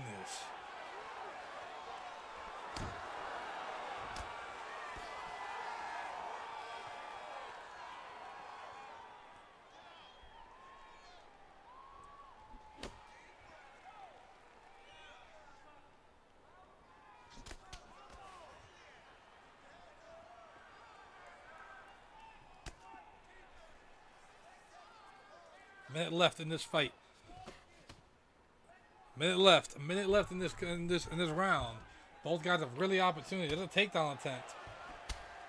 Both men have been knocked down in this round. Oh, got him, and now Fury is stunned again. Very, very, very close round again. Both these men have had their chance to shine. 30 seconds left.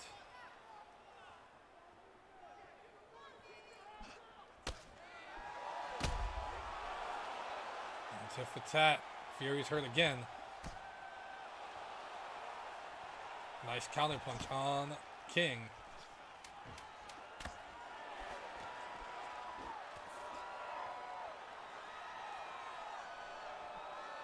Also got some blood here. Finish off this round. Oh, a nice 2-strike combination by Anonymous Fury. And it's something I'm testing here. Something I'm testing here is a little bit of corner feedback. Let me know what y'all think. It's only for the featherweights right now, but let me know what y'all think of the feedback that the corner's giving out here. So we're going to start doing something a little different and giving out some corner feedback.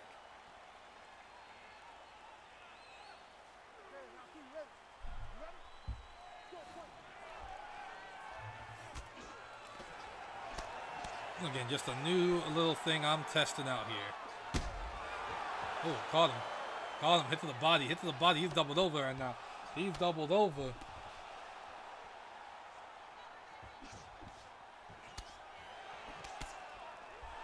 Oh, rocked him again.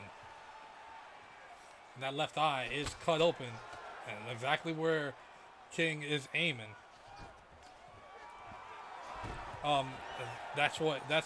That's actually just corner feedback. It's feedback from the corner. The corner is a new profile, but also there's feedback from the corner now. I want to see I'm just testing it out, see how I feel about it. To give a little more insight from the corner, what the corner's saying to you. Just to give a little more insight on how one person's performing.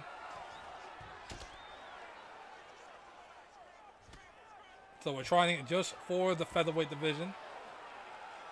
To give, some ideas of how to transition and stuff like that. Again, some of the stuff like that right there is really just unneeded. But I wanted to see just what what this feedback would look like, how y'all feel about the feedback.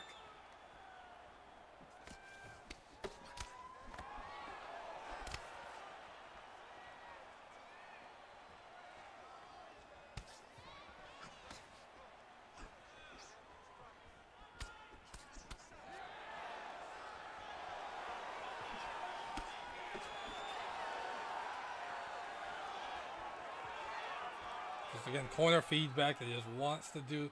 Kills a little bit of the immersion, which I don't like, but it brings, oh my goodness. Got hit, went for the knee, got caught. And now, oh man, wait a minute. He has a chance to kind of even this out. There's been a lot of knockdowns this fight here. It's always been a good fight between these two. And now a cut on the right side for Fury, but Jensen is hurt again. We're going back and forth between both guys getting their moment, getting hurt, the other one coming back.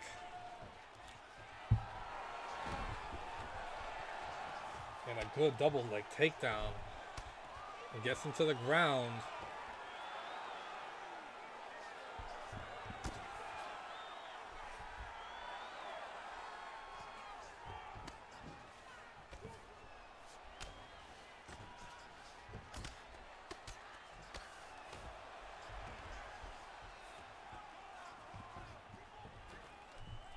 To his feet. Go work by Jensen. Jensen is facing some adversity here after getting knocked down. We are halfway through this fight. Over halfway through this fight.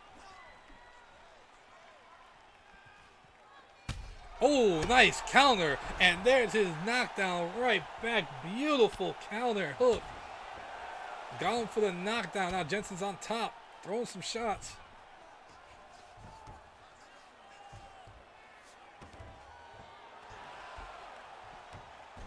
The workout wrestling. Again, Fury's been doing a little bit of wrestling training. It was very one-dimensional. He's added a little bit of wrestling. Greco-Roman wrestling to his kit. Right at the top mount.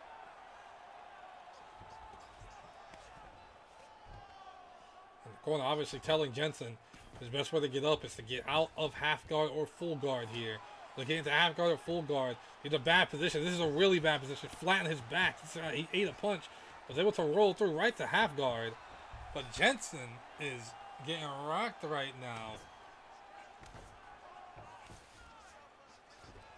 So initially knocking it down, but Jensen gets away, and Jensen's right back to his feet. Oh, nice shot there. Blocked that front kick. Thought that front kick would have put him down. And now he is transitioning his movements around here. Transitioning to getting it on the ground versus standing up. And he's been knocked down, so this is very smart from Anonymous Fury. Fury really being very smart. 30 seconds left. He is out of it already and burned out. Looks like both these guys are tired. Throwing all their energy into this fight. Very interesting turn of events. It'll be a very interesting third round if it becomes and goes to a third.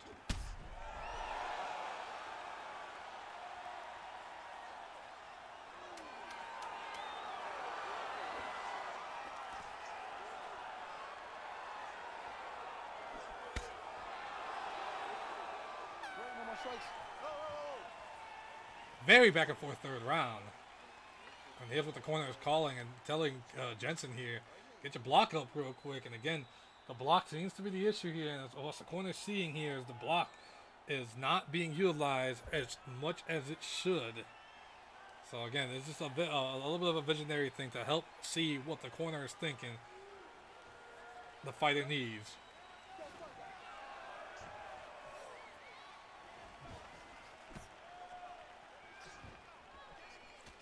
Oh, man, went for that axe kick.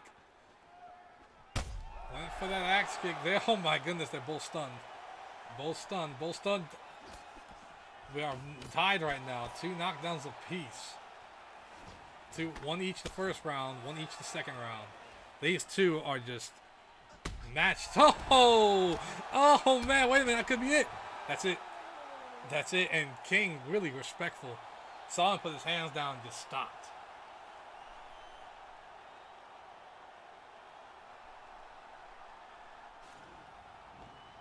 No judges to decide that one. Look at that spinning back fist. And then he went for the kill right there. Nasty spinning back fist.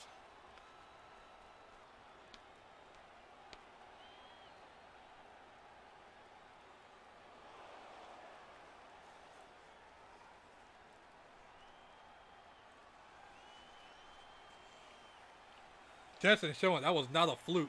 No, that was a fluke, excuse me. That was a fluke win for Fury last time they fought. Big time fluke for Fury.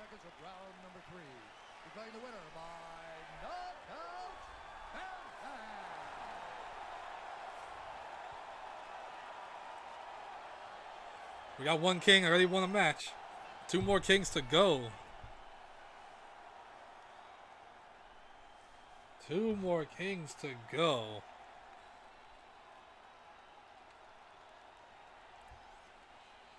Jensen's been training hard. Now Jensen has to start moving up. The strawweight or the featherweight division is such an ultra competitive division. You're gonna be at the top for one moment, you can fall all the way down. So you're someone who's been just moving up and down the line.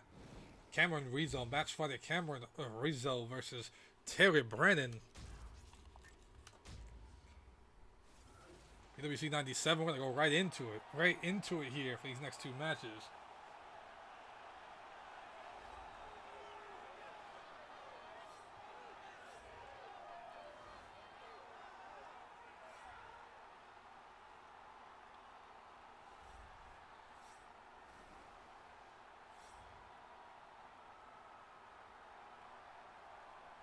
You see Terry Brannan here. This dude is a monster. Never been a champion. Been contenders many times here, but never been a champion. Created originally by SAS Rogue. Comes in to his 20th fight. Fight number 20 for him here. Biggest thing to see from him. Purple belt in kickboxing. Very good kickboxer. Blue belt in Taekwondo too. So another Taekwondo fighter coming out here.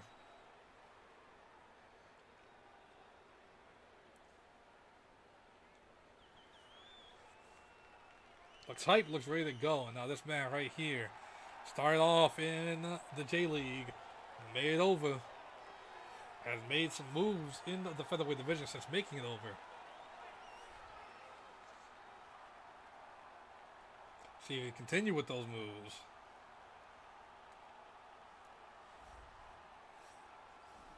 Oh, very good fight.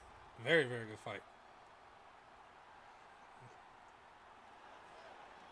Cameron Rizzo, the match fighter here. Man, oh man, this is fight number 13 for him. We have a lot of lucky 13s here. Blue belt in kickboxing, black band in Muay Thai is going to be a big thing for him here. He does have a little bit of Taekwondo now, an orange belt in Taekwondo. So two guys that have a little bit of Taekwondo experience making it happen here. Take a look at the tail of tape. Only an inch in reach. 5-pound weight advantage to Rizzo with a 1-inch reach advantage in height and in reach, of course, Ladies and gentlemen, this fight is 3 to his rounds opponent, in the Terry Brannan. UFC Featherweight division. Introducing first, fighting out of the blue corner. This man is a kickboxer, making his professional debut here tonight. He stands 5 feet 11 inches tall, weighing in at 140 pounds. Fighting. And Terry Brannan, records 12 wins, 7 losses. Fight in 19 fights. This is fight number 20 for him. The confident man from Glasgow. And now introducing his opponent, fighting out of the red corner. This man is a kickboxer, making his professional debut here tonight. He stands 5 feet 10 inches tall, weighing in. There's young man here again. Fight number 13 for him. 8 wins, 5 losses. Fight number 14 for him. 8 wins, 5 losses here of his previous 13 fights. Very, very mixed bag for Camus Rizzo. 4 wins by decision, 4 wins by knockout. Whereas his opponent, Terry Brannan, 8 wins by knockout, 4 wins by decision. So both guys have shown they can go either way. They can get a decision or they can get the knockout if they have to.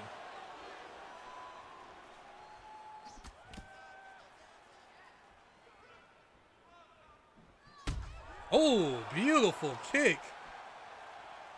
It looked like he stunned him, but he recovered quickly.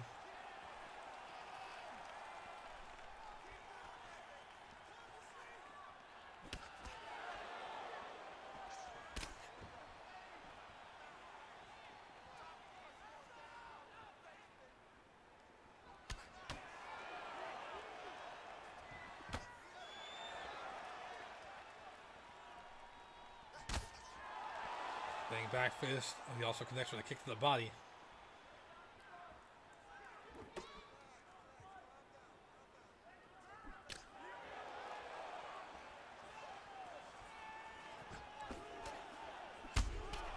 Oh man.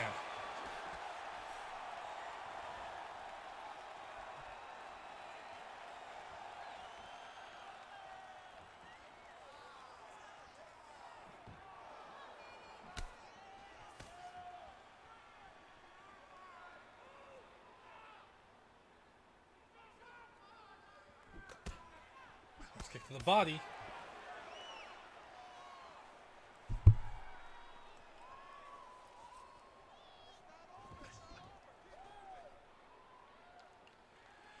Just over 2 minutes here. No one's really had too big of an opportunity to take it to get ahead here. A lot of just testing the waters. Oh, that was a nice one right there. Crane kick. Caught him off guard with that crane kick. Looked like he was going for a knee. Rizzo went low and got caught with that crane kick.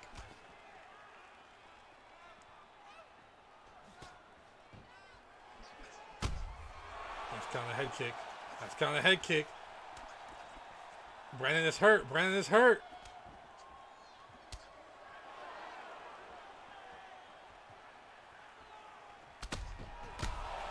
Oh man, Rizzo put down. I agree. I agree with that. Brannan has a lot of talent. Doesn't get the training. Doesn't get the training he needs. Obviously, the corner calling out here. To transition high. Transition when you're ready. Oh man, another hammer fist. Another third hammer fist. Rizzo, good work in getting back in control of getting knocked down. Muscling through.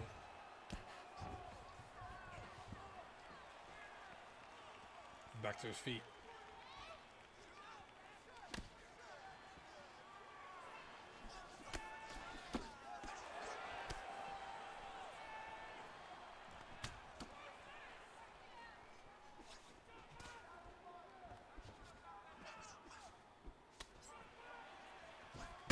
Oh, nice spinning. Nice. It looked like a heel kick. It was actually a spinning side kick. Caught him with the foot there. Stunned him, but couldn't get it. Tried to get the takedown. Couldn't get the single leg. And Brannan pushes him right off.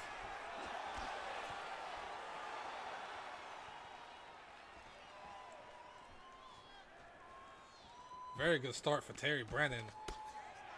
Nice counterpunch right there. He's comfortably ahead this round. He needs to just hold that lead comfortably, not make any mistakes, not get too crazy here. Oh, like that, got caught.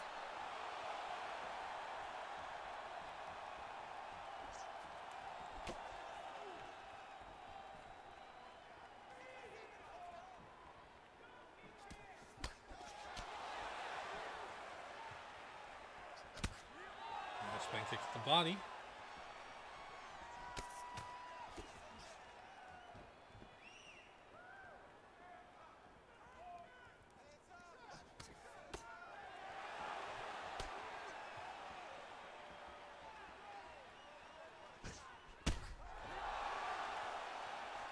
Hurt again.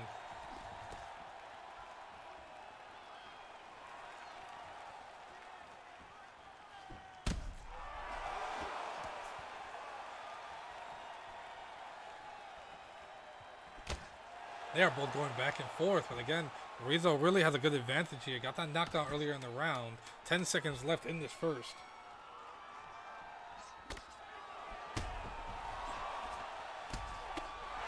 Oh! And Rizzo gets a knockdown of his own. Getting Brannan on his back. Good way to finish off that round. Tighten up your defense. Obviously, that's the corner of Terry Brannan is calling for. Use his head movement, tighten up his defense a little bit. Again, one thing to put your arms up, another thing is use your head, use your body movement. Move your head around. So that's the advice you're getting from the corner of from the blue corner of Camus Rizzo.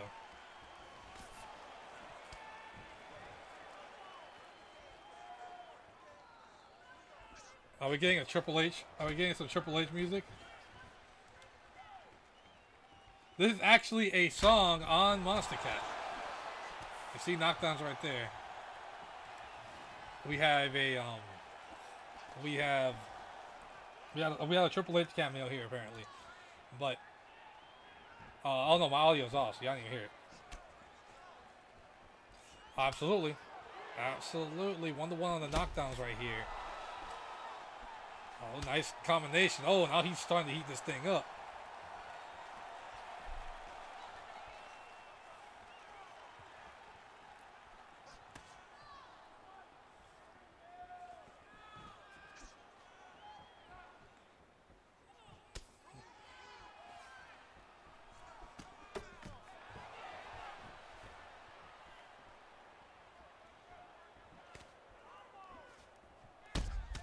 Nice combination kick right there. Rizzo is stunned again. The big thing to note, to just take note, you have one side, which is the blue corner. Oh, actually the red corner is getting damaged, peppered with Camus Rizzo. And he's starting to fall behind because of it. On the other end, you have Brannan, who's burning a lot of his energy with a lot of these heavy kicks. You're noticing with some of his movements after he throws his strikes that he is getting tired. And he has to be real careful not to get tired here. Kind of just a standoff here. Who's going to get? Oh, nice. A roundhouse kick to the body.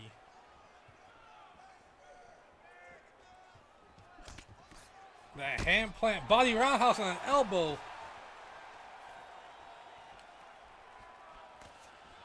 Going for the head kick. Oh, nice knee to the body.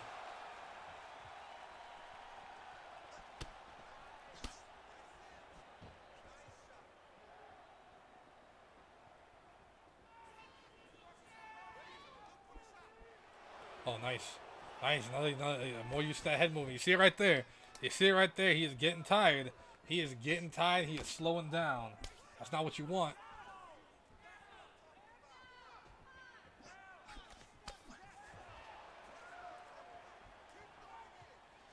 Two minutes, 30 seconds.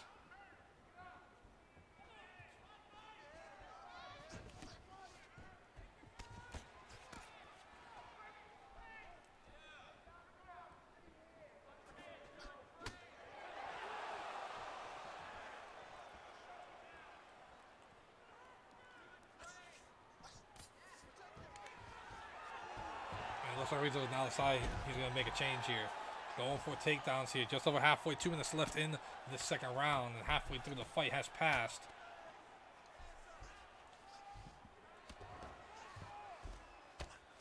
A very good way to change the pace if you're not winning the way you want to win, but also to get your opponent to burn, expel some of that energy, and get him on his back, get him trying to fight transitions, but don't get out transitioned.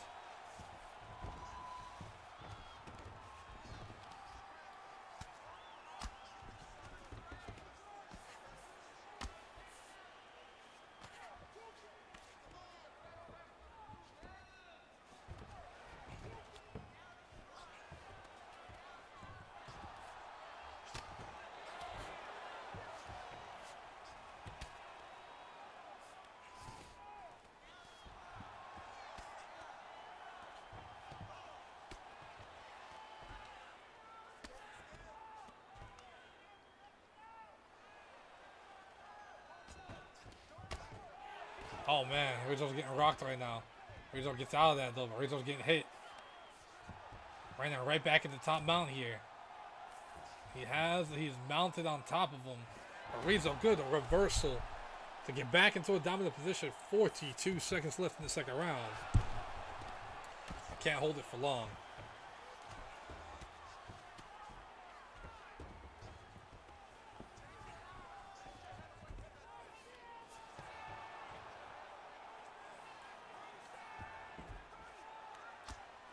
He's getting rocked, hammer fist there. He's working the body, which is very smart for this third round. Inevitably, where they both start standing up here. Another reversal. But takes us back again.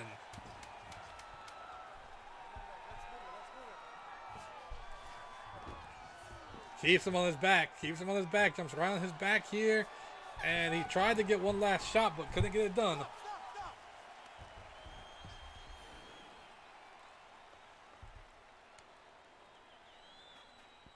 And look at that. The corner's actually calling for Brannan to take this to the ground. I would say I have to agree with the corner here. Brannan's actually doing a little bit better on the ground than Rizzo is. So Brannan may want to do that again. A pro belt in jiu-jitsu is Terry Brannan, so he has the ground game. He got the game on the ground.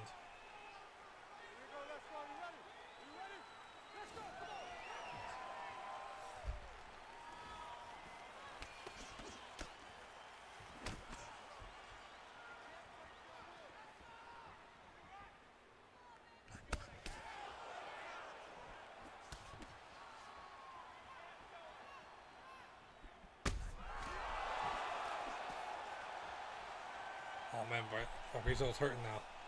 Rizzo's hurting now. Good block of that leg kick. But Rizzo is hurt. He's been getting rocked and being peppered with shots.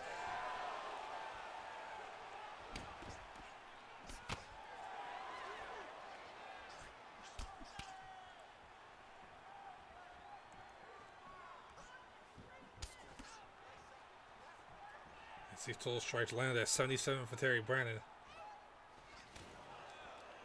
77 good, decent strikes.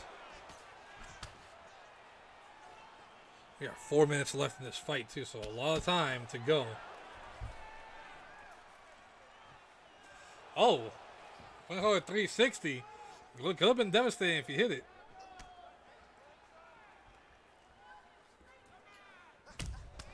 Oh, caught the leg again. Caught the leg again. Oh, caught the leg a third time. Caught the leg a third time. He was locking up that lead leg. And now you're seeing that this has really stopped the tempo, almost completely stopped the tempo of, oh man, that liver shot did something. This has really stopped and slowed down that tempo of Terry Brannan, who was looking great. Oh my goodness. Oh wow, that not finish the fight is amazing. Heel kick right to the face. Terry Brannan has really shut down since he hit that lead leg. He hit that lead leg and Brannan has completely stopped in his tracks. Oh man, another one. Another one. Rizzo has started to come forward, but he needs to keep the aggression going.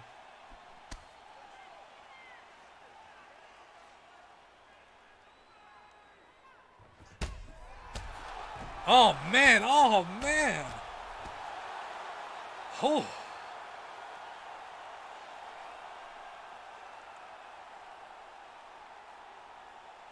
What a comeback for Rizzo. It's a very close fight. Terry Brannan was starting to take it away. Rizzo, he hit that leg and he shut down the leg with the leg kick. And as soon as he shut that leg kick down, it went down the hill.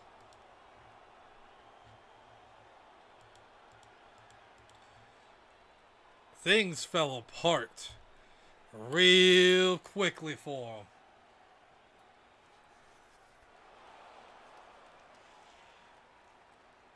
And Rizzo got hungry. Rizzo got hungry. Ain't no other word for what just happened there. Rizzo brought the heat. Ladies and gentlemen, referee Mario Yamasaki's called a stop to this contest at 2 minutes, 23 seconds of the third round. Declaring the winner by... He did. Absolutely did. Absolutely did. Another great win for Camus Rizzo. Another great win. Man, that dude put in work. He put in damage. He dominated that fight, and that's what I'm talking about right there. That's how you dominate a fight. That right there is how you dominate a fight. That was a hell of a fight right there. A hell of a fight. We'll be coming back to our strawweight division later tonight here. Of course, our main event, Nick Ferguson versus GW Wright. But now we roll back. We're going back to our bantamweight division. KLB, I hope you're ready, as we have another king coming out to fight here, as Gizmo King will be competing. Coming up next against Antoinette Rua. This is actually going to be a very big fight for Gizmo King. Gizmo has been on fire too over the last, honestly, the last 6 months or so. Gizmo's been just like on all that's checking on all cylinders. Checking on all cylinders has Gizmo. Every single thing Gizmo's been doing, every single opponent Gizmo's had, Gizmo has walked through them. Gizmo sits at number 6 in the rankings right now. Talk about a big fight. Talk about a big fight ahead.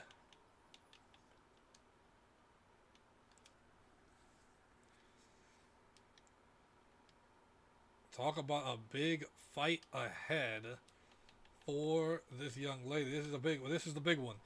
This is indeed going to be the big one for her once UFC reloads. Sometimes we gotta restart UFC. If I switch too many profiles, it starts going a little crazy. It starts getting a little crazy if I start moving profiles too much, too fast. So we'll throw some music on here.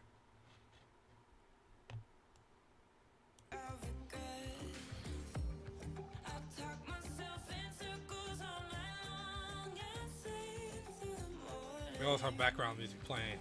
I'll just turn the volume up while we wait for our next fight to begin. Of course, the J-League will be coming in the next few weeks.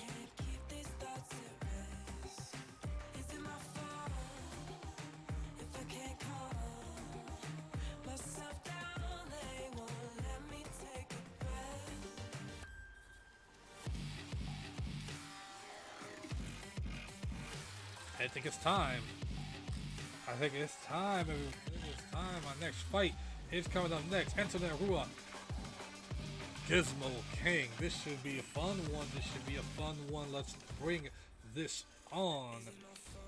And hit it, and let's get this going. Bantamweight division. I am excited and hyped for this one.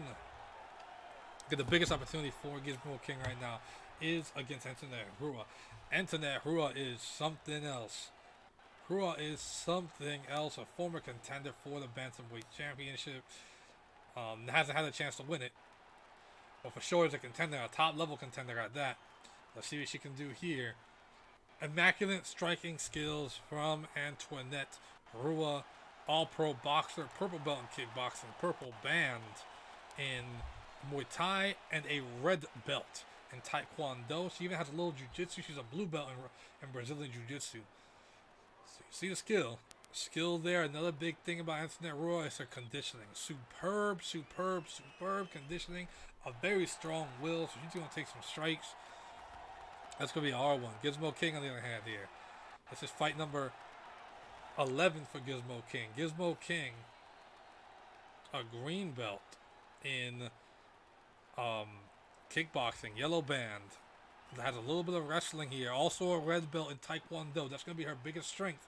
Also a red belt in Taekwondo is Gizmo King. Her speed takes it away. Her speed makes this such a big deal for her right now. And if she can get this win, this is her ticket to the top 5.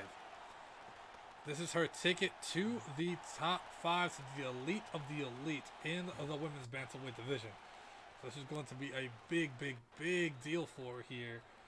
Let's see what she can do against such an opponent.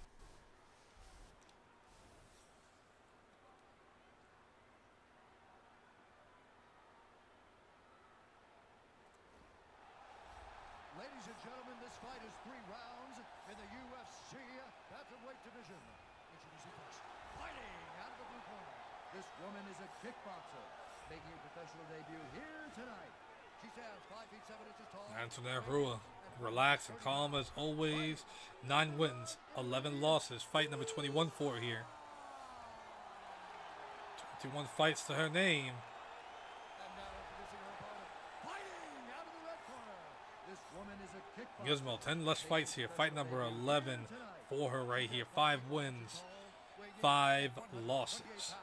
Fighting out of Houston, Texas, King.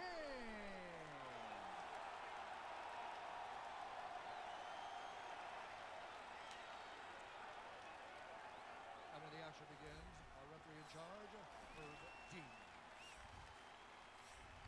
Ready to fight? Ready. Good. And a little bit of respect, no respect there. And we're just starting this thing off. Gizmo King, red corner, rocking the blue. Antoinette Rua in the blue corner, rocking the green.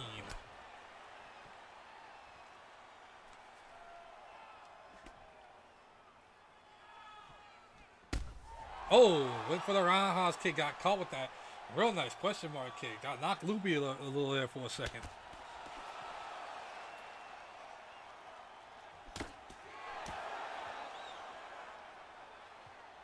Nice combination though. Jab straight, then a head kick to finish it off. Oh, standing switch kick. Real an amazing striker. Seeing it early in this fight.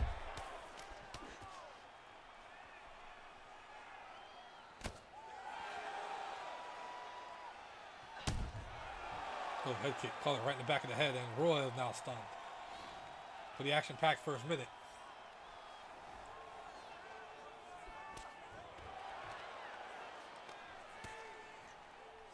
Very much an action-packed first minute here.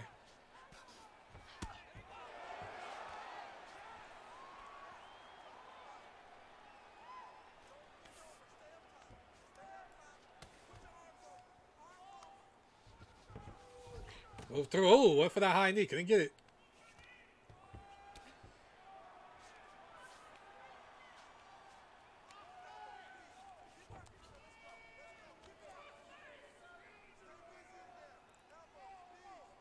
Double underhooks here. Goes right into tie clinch. Right into tie clinch. Trying to get those knees to the head.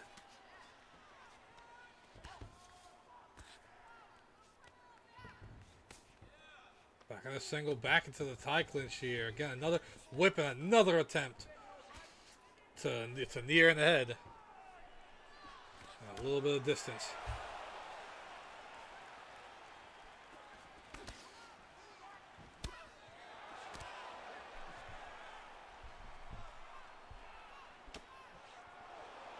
Nice work ducking that question mark kick.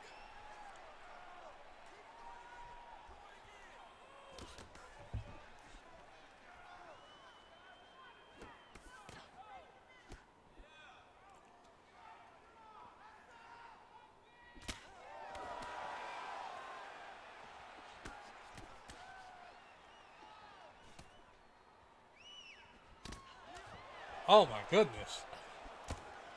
They're really throwing. They are throwing. They are not trying to get this past the first round. What I'm seeing.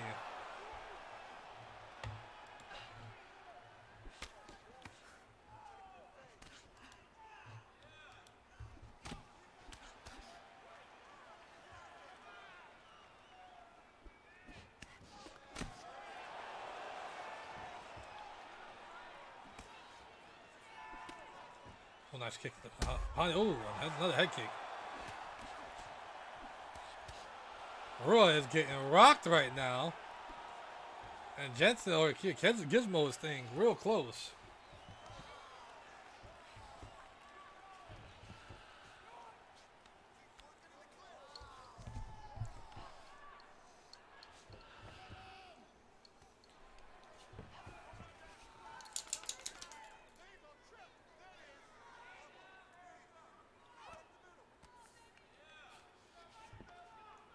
Just jamming the shoulder up there. A lot of clinch work here with just a minute left in this first round. A lot of clinch work early on in here too.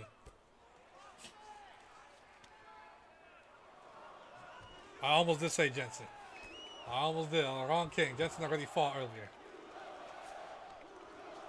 Single collar.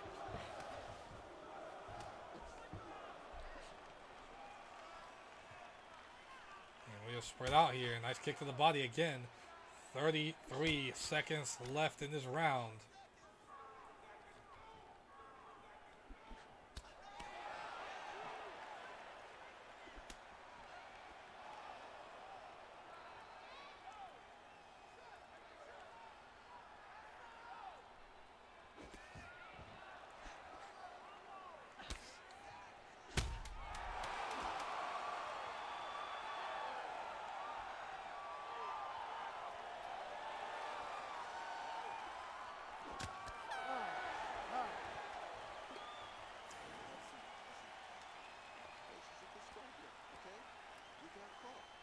What a round right there. Good, strong first round. Both these ladies here had their moment of shine. No one really took the win that first round there. Hard to judge that one, but that's what makes a great fight. It's a hard to judge round. We do after all the intensity they came in with.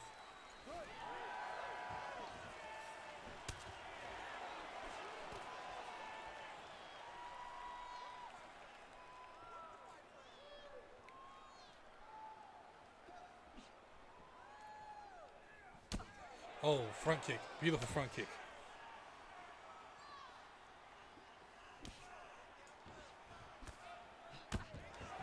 Another side kick to the head.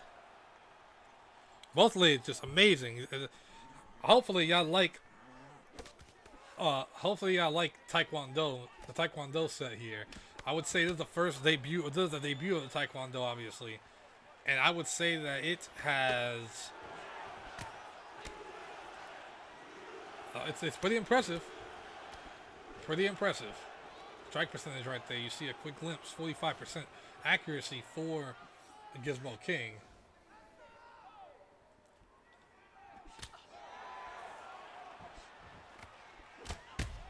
Oh. Rocked it there.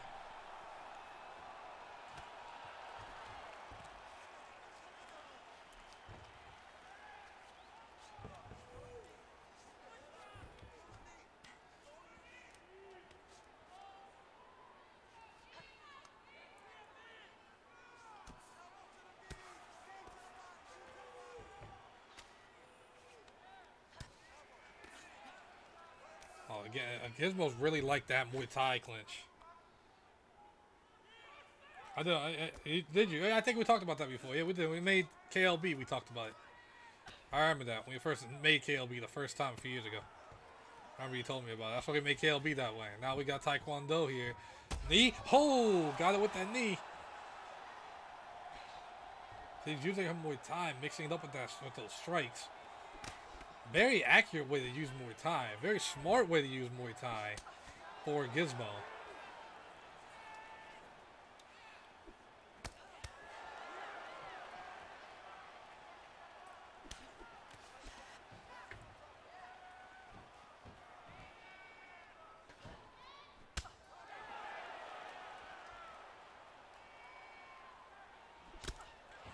Nice front kick.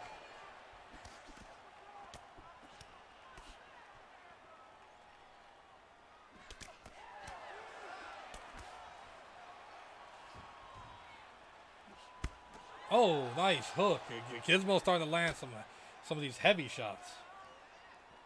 Yeah, she is. She's really mixing up her just the way her moves are. She's coming in with certain things. She's staying on the outside for certain things, but she's switching up a lot. Nice question mark kick. Gizmo's on her way to really moving up this bantamweight division. Very young too. She's really going to establish herself in the future on this bantamweight division. Really going to establish herself as a threat, a very viable threat.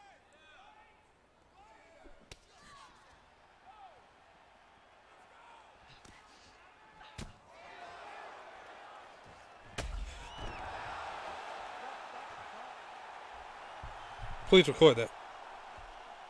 Oh my. What a...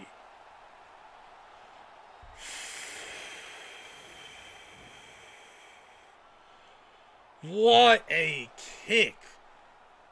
Wow. Wow. What a heel kick. Excuse me. That gave me a cough. What a... I can't even say nothing. I couldn't even say nothing. What a heel kick.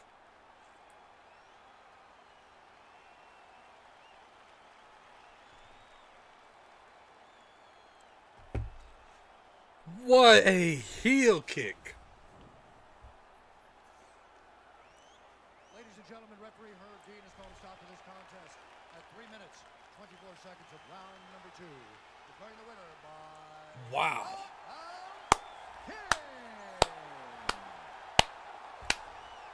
Good game, Gizmo, indeed. What a kick. Holy hell. We gotta get a replay of that one more time. One more time, we gotta get a replay for that one. That was something. That was something. Just, oh my goodness. Oh my goodness. Give me the replay of that one more time. Oh my goodness. Look at that heel kick. Just completely put her out right there. Both were taking a spin move. Yeah, she did. She really confused the hell out of Rua.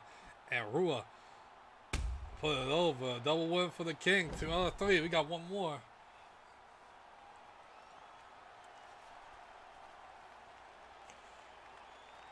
What a knockout right there. What a knockout.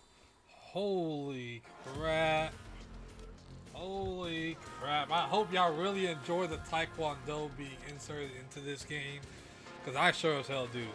And I think the Taekwondo has brought something special to this league.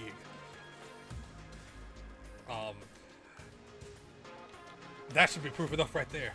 The Taekwondo has brought something special to this league. That was phenomenal.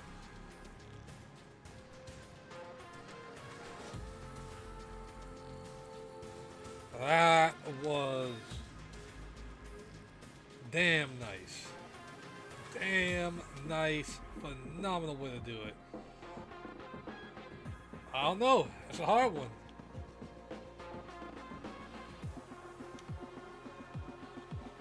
Will we get a Triple Crown win? KLB, I don't know what to tell you. I think it's possible. Let's see if the profile swaps for me. It'd be nice if they would.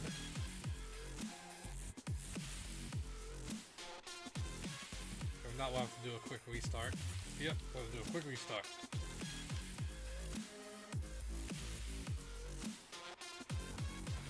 Alright, so sometimes these things happen. Unfortunately, these things happen sometimes. It's fine, it's fine. We're still coming up next. Luca Cummins versus Shaz Abernathy is coming up next. Or the... Oh, excuse me. Chris Camus versus Namajunas. I know. From wrestling. So, I don't know if you heard KLB earlier, but PWC or Paradise Wrestling, the wrestling portion, we are doing a Latino Heat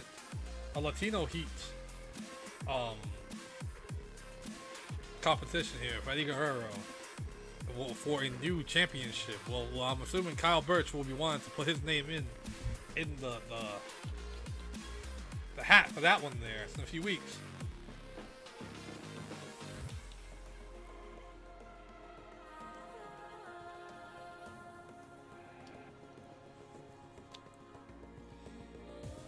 Oh yeah, it's triple crown for horse racing too. I didn't know that one. I didn't know. That one I did not know about.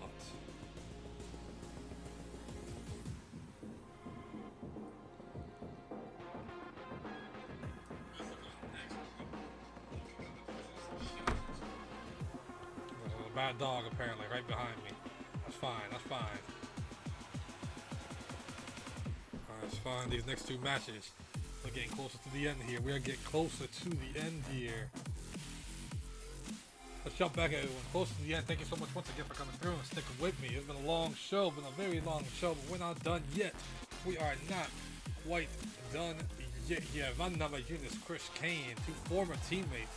No longer teammates. Ivan Namajunas has a new lease on life and on competition here as he has moved back to his country, his home country here of Brazil. No longer part of Team Awesome. No longer part of the Brotherhood, as Awesome calls it. Brotherhood's camp has moved on, and this young man has moved forward with a different approach. He's on his own again. That means he's rentable again. That means someone can grab this young man if they want to grab him.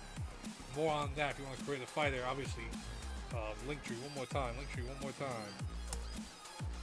Well, there's a live event right here. You actually can click the Linktree right there if you want to create. If you want to know about fighter rankings, anything involving the PWC fighters, you absolutely can figure it out. You can find out right there for me.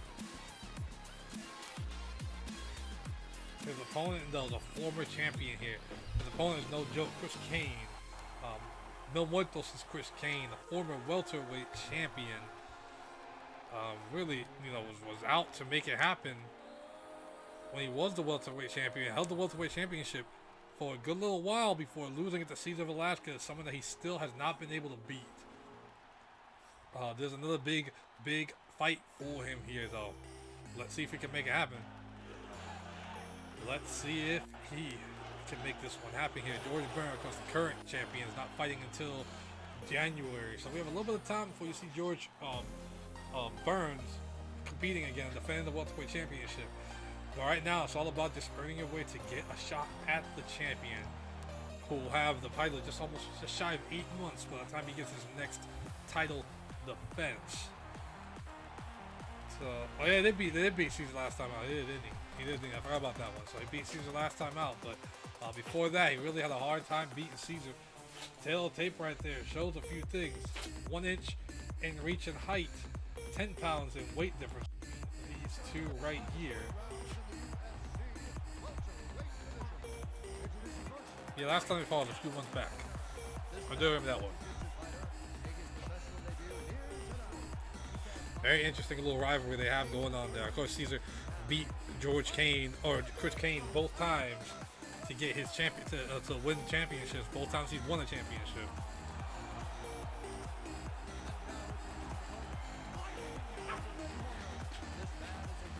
This one, of course, are the big ones. We have we have some guests in the background here.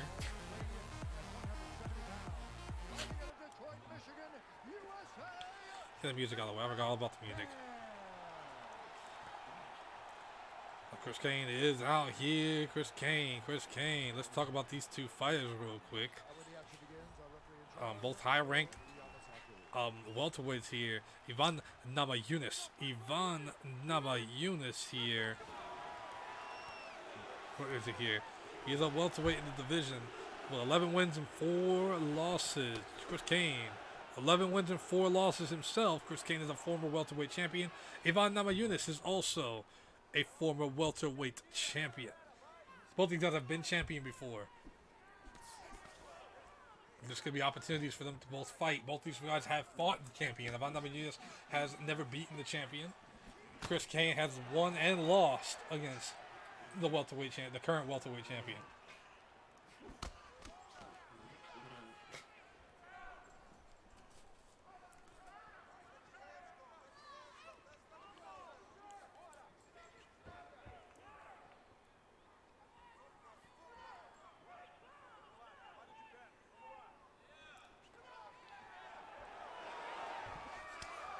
Oh, nice uppercut there. Both these guys, very different skill set right here. Again, Chris Kane, very good on the ground, very good all around for Chris Kane. Semi-pro boxer.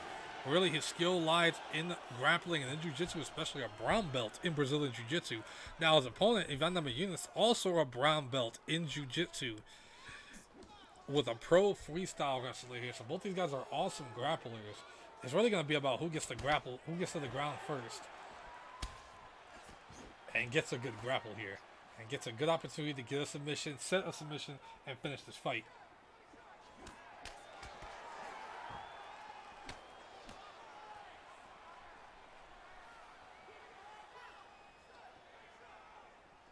See, obviously the ring covered in some blood from our earlier bouts.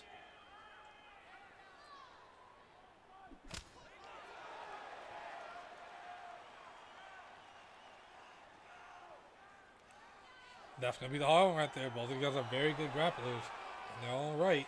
Very good by Chris Kane, keeping his distance, circling around. He's going to wait for that right opportunity, keeping his stance very wide. So if you notice, they're keeping the stance very, very wide to make it difficult to take him down. It's distributing his weight, so it's going to be a little harder to get him off his feet in that stance that he's holding.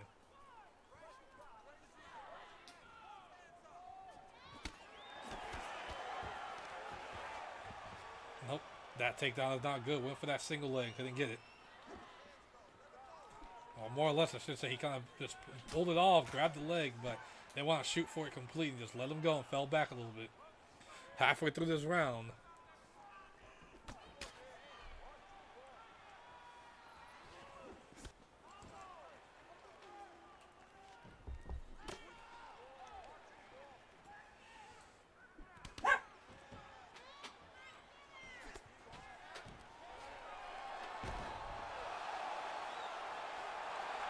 Here it is, submission. I look over at the dog, and a submission was thrown. A Kimura reversal was thrown just like that. But back to our feet. Back to our feet we go. I looked away for a second and came back to looking at a Kimura.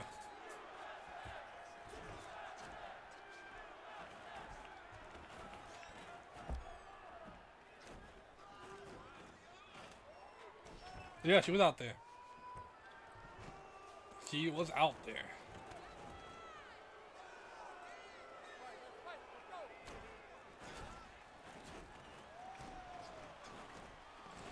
He's hitting those shots to the shoulder. These are locked in.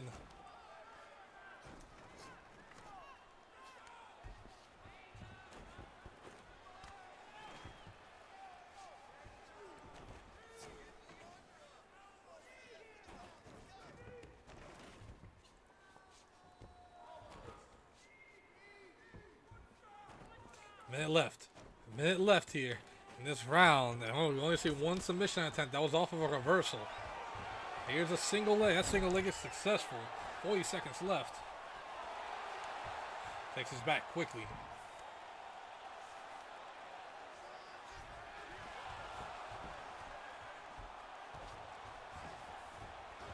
Oh, try the transition.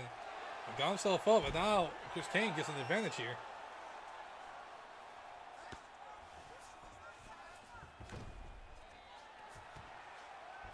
Oh, there we go. Not that much time left. 10 seconds left in the round. I know that is not going to be good for a submission attempt. Second submission attempt by Chris Kane.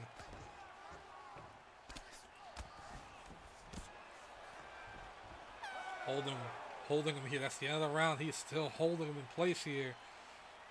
The ref's going to call to break these two up here. The ref calling it off there. Strong round, strong competitive, scientific round right there.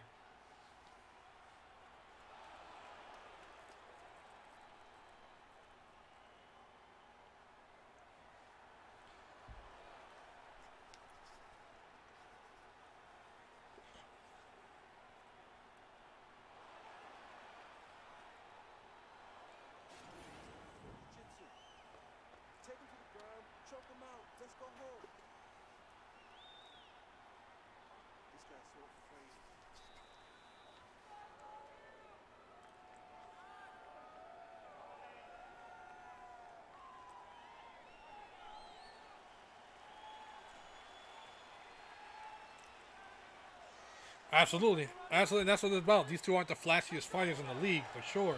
But they're here. They're finishers. These two are finishers, that's for sure. They're not here to play around or anything like that.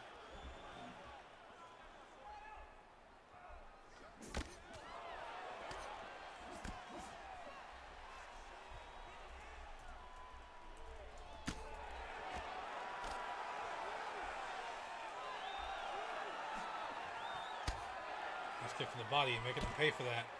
I mean, you see them, they're both just trying to second guess each other with those guesses with those takedowns.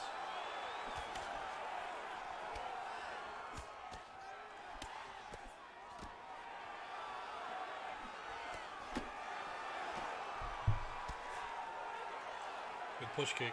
Got a little bit more control of the octagon. Gonna breathe in some breathing room.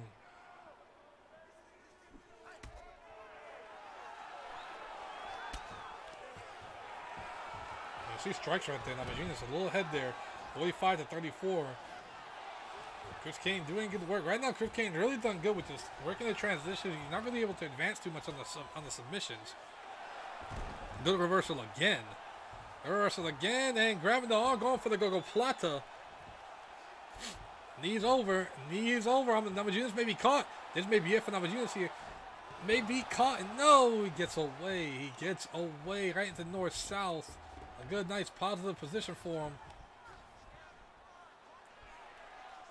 And now Namajunas going for an arm triangle. A submission of his own. First attempt at a submission for Namajunas here. Flips over. Flat back. He's in tight. He's in tight. And another arm triangle submission. Namajunas just needed a one, and he got it.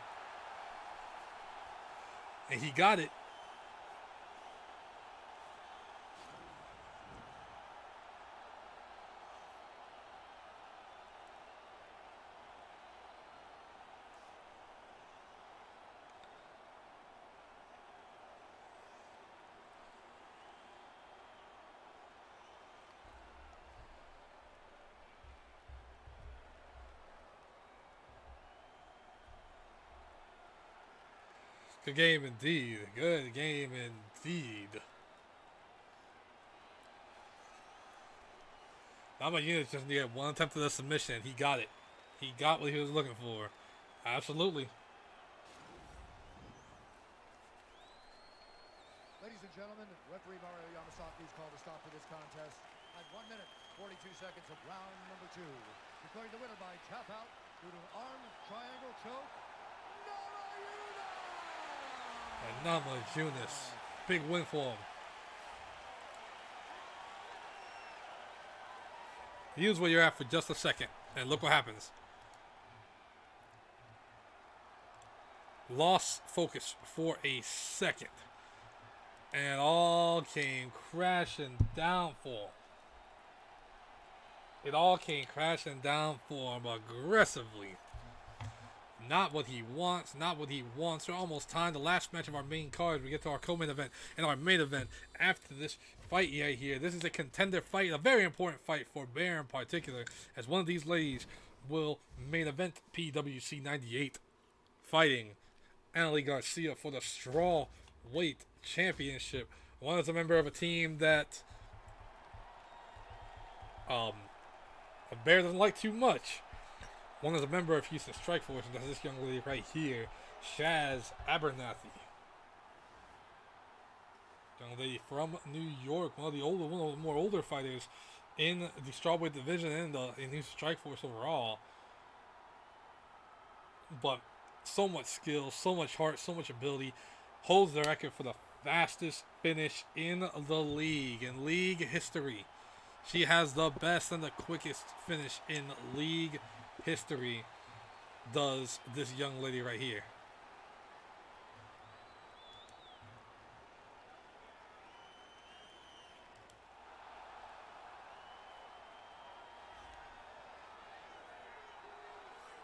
And then Luke on the other hand, knees of doom right there. Knees of doom. Really has such amazing Muay Thai. Does Luca here. Black band in Muay Thai. Her grappling skills not the best. She's a pro in Greco-Roman and freestyle wrestling, so she can hold herself on the ground. Both these ladies top contenders in the strawweight division.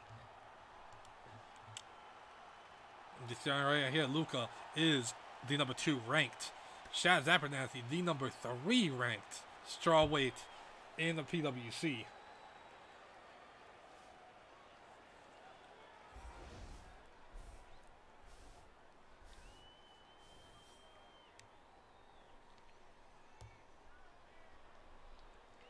Take a look right there, Abernathy, inch in the difference right there, but that's not going to matter too much because this is a 5-round fight. We have 3 5-rounders here tonight.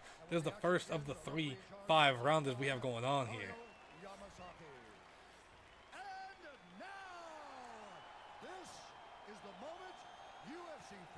Arguably the biggest fight for both these ladies right here in their career at this point is this fight right here.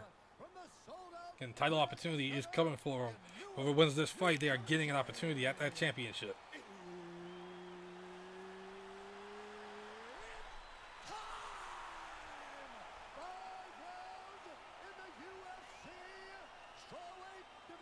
This is a 5-rounder. This woman is a jiu-jitsu fighter, making her professional debut here tonight. She stands 5 feet 5 inches tall, weighing in. And the breakdown, Shaz Abernathy has only been beaten twice in her career. She has 7 wins, 2 losses. Fight number 10 for her here. And think about that. Your 10th fight is a contendership level fight. That is amazing.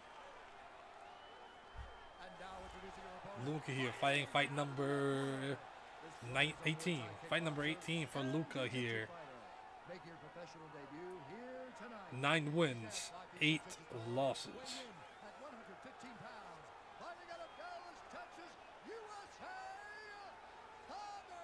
Representing Mil Muertos. And actually, no, excuse me. Shaz Abernathy is no longer part of Houston Strikeforce, if I remember correctly. Yeah, she's not part of the roster. Excuse me. Still created by Dizzy Kids. We haven't seen Dizzy streaming lately. Hopefully Dizzy's doing good.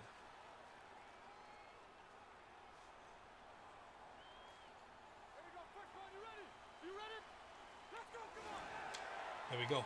First of 5 rounds here. First of 5 rounds. Luca Cummins in the white, representing the red corner. In the black, representing the blue corner, is Shaz Abernathy.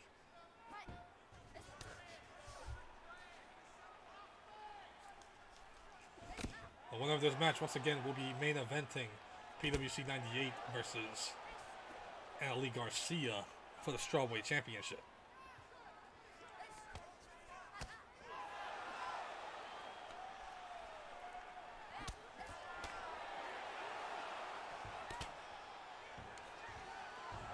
There's the takedown. There's the takedown. You gotta be careful. Shaz Abernathy, already a purple belt. She's very gifted in jiu-jitsu. Purple belt in jiu-jitsu, and has submitted almost all of her opponents. Good mixture of submission and knockout, so she could go either way.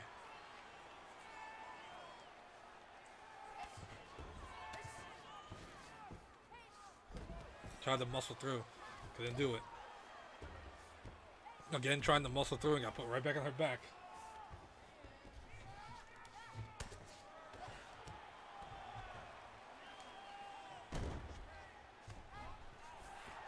The transition right into the top mount here, right for a Gogo Plata. Abernathy not wasting any time here, and this could end quick. This could end quick for Luca. This could be the end for Luca. It's in deep. It's in deep. And oh, Luca gets out, and now they expect Luca to be able to escape.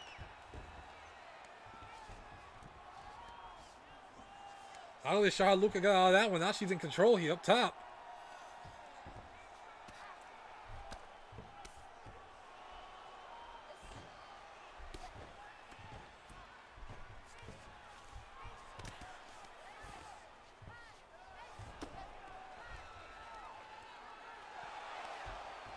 Taking her back.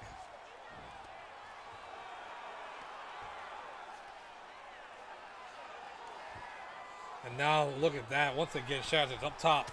Shaz is up top doing some work from the mount here.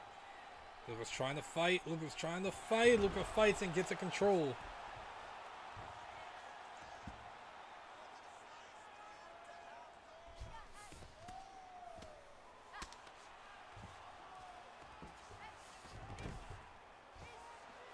Again, this is title implications right here. 5 rounds. This title implication. Nice reversal. Beautiful reversal right there. Forced her forward using her own momentum to get behind her and take her back again. Now Shad's back in control. 2 minutes left in this round. Shad's is up top and in control.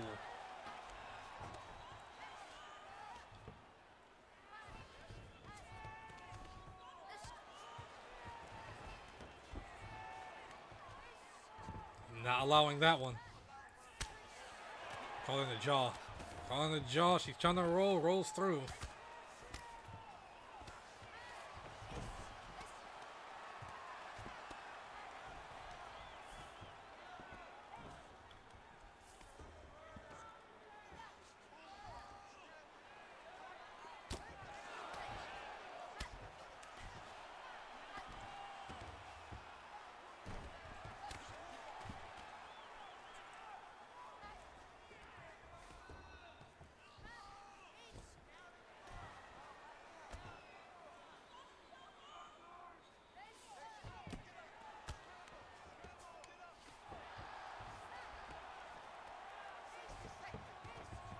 Air fryers are legit. No, I can't say anything bad about air fryers now. I love some air fryers. Into sprawl, into sprawl. Oh, no, I thought she was trying to get herself up, but no. So I had to use that, but Abernathy takes advantage of this again. Right back in the side control with 45 seconds left in this fight. In this round, excuse me. 5-rounder here. Back in the sprawl.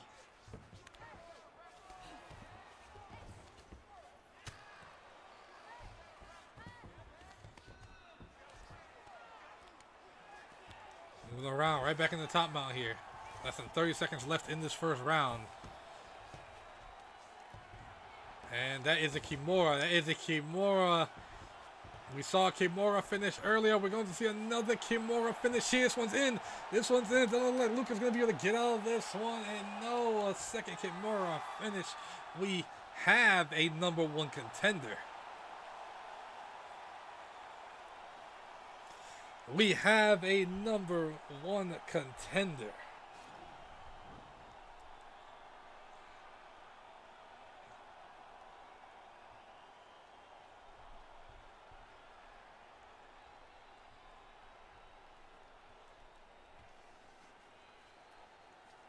Another submission victory.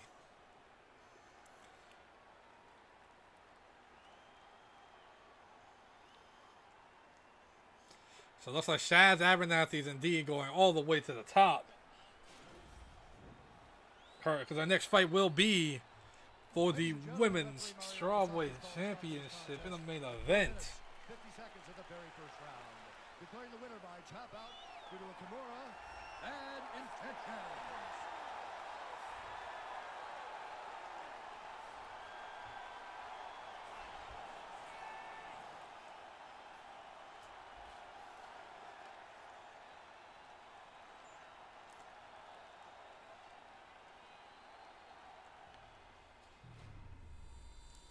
What a big one for her here. What a big one. This means it's time. It's time. Round 1, 4 minutes, 50 seconds of the first round. But this also means it's time now. It's time now for our main event and our co-main event of the evening. Our co-main event, first off, of course, KLB King. I'm going to get over to the match card real quick. KLB King defending the heavyweight championship for the very first time. Garcia will give it one, that's for sure. Defending the heavyweight championship for the first time in this reign against Nick Minton. KLB, I hope you're ready. Will Team King and Houston Strikeforce get a clean sweep here tonight? Will Team King and Houston Strikeforce get that clean sweep? PWC 97. See it right there on the bottom one. Heavyweight Championship. KLB King versus Nick Minton.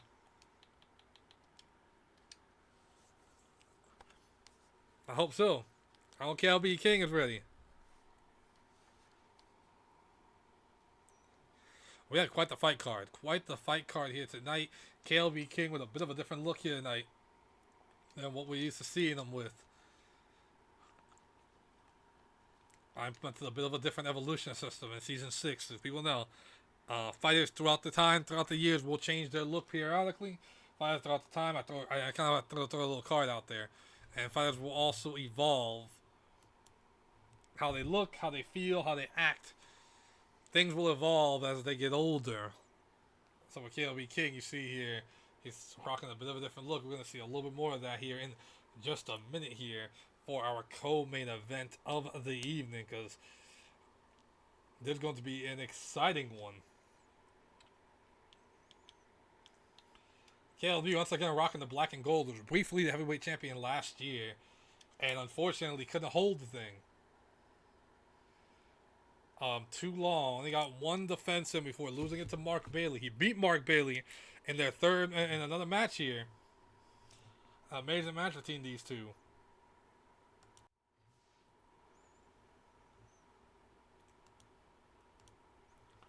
So we're going to see if he can do it here for the heavyweight championship. You see it right there. Again, KLB King has evolved a little bit.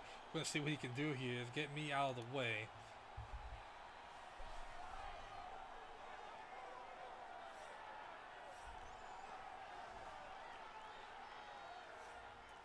Nick Minton here, the oldest fighter in this version of the MMA.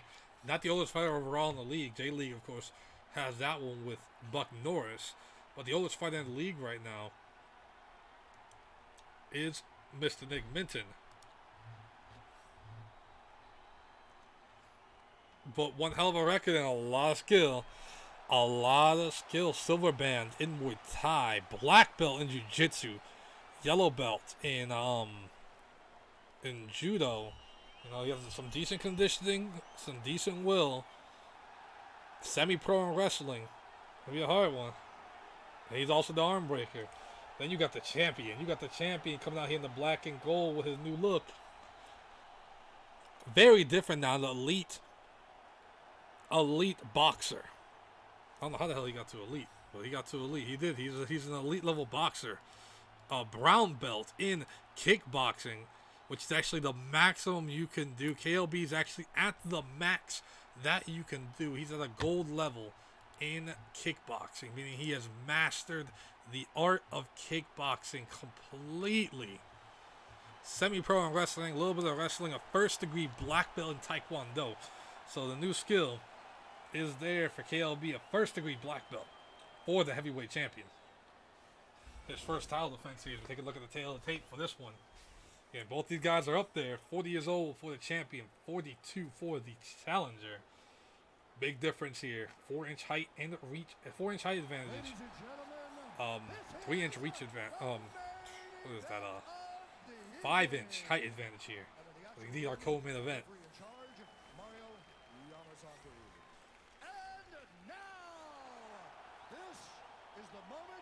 UFC fans around the world have been waiting for. Live from the sold-out Prudential Center in Newark, New Jersey. It's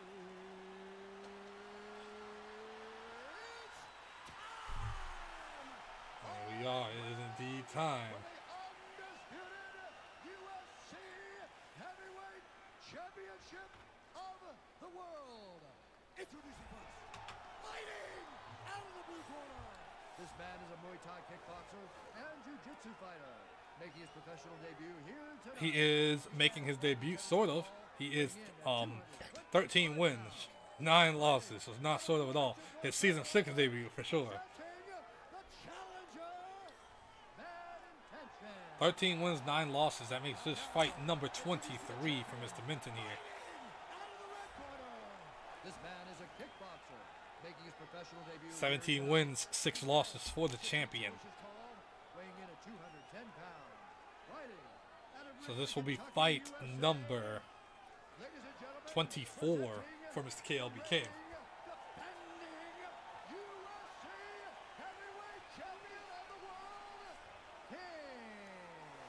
Let's see if King can make the clean sweep here tonight.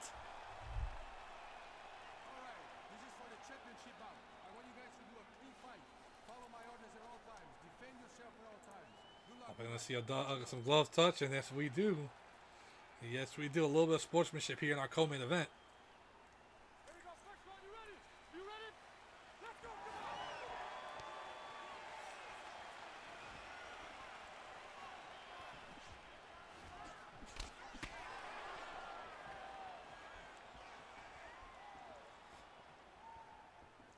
Of course, Outlaw Nick is one of his fighters here, not the only fighter that will be competing from Nick's. Oh my goodness, a spin kick right there. Nick has a little bit of skill here. Don't think Nick doesn't have some skill. He does. Nice knee to the body.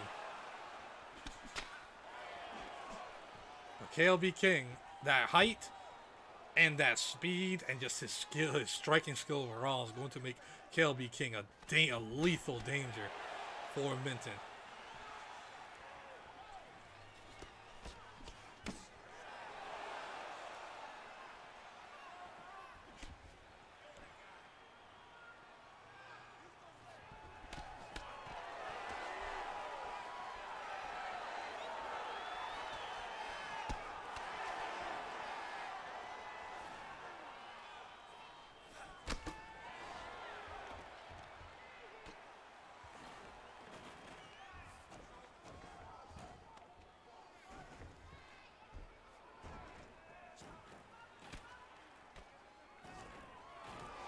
Minton, good work. This is what Minton is good at, taking us to the ground. Minton has never been the heavyweight champion.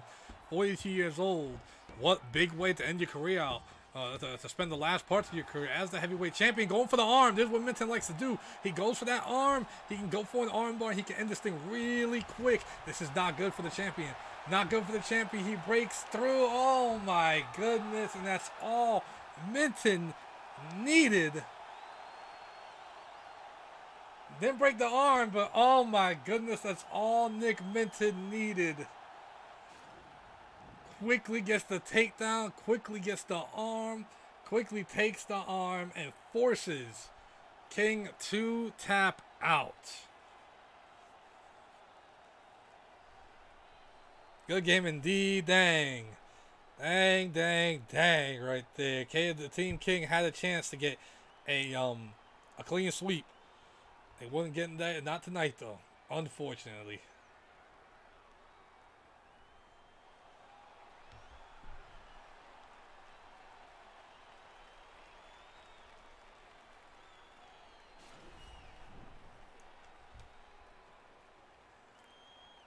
Ladies and gentlemen, referee Mario Yamasaki has called a stop to this contest at 1 minute, 43 seconds of the very first round.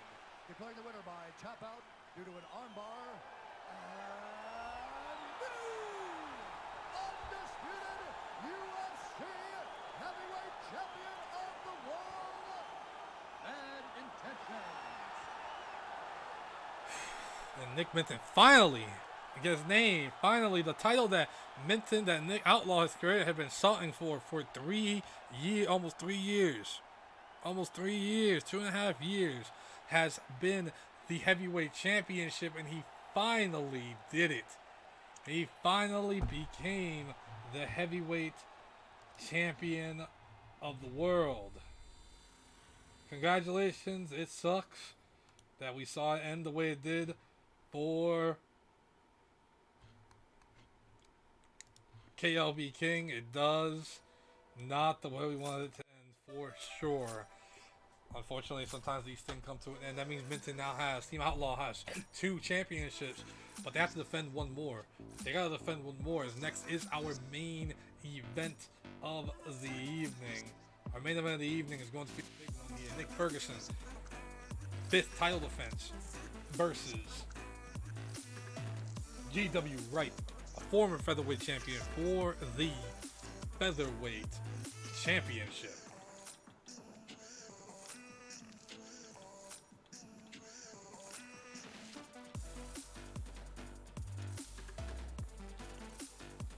For the featherweight championship, this will be interesting.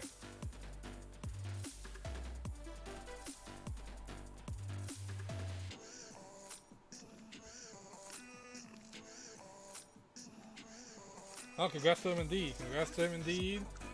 King had a great, he has a short reign, but King still had a lot left in the tank. King has some good years in front of him still. 40 years old. But KLB King's been around for a good little while. He started late too. And so you gotta hey, two-time heavyweight champion is that's a nice call right there.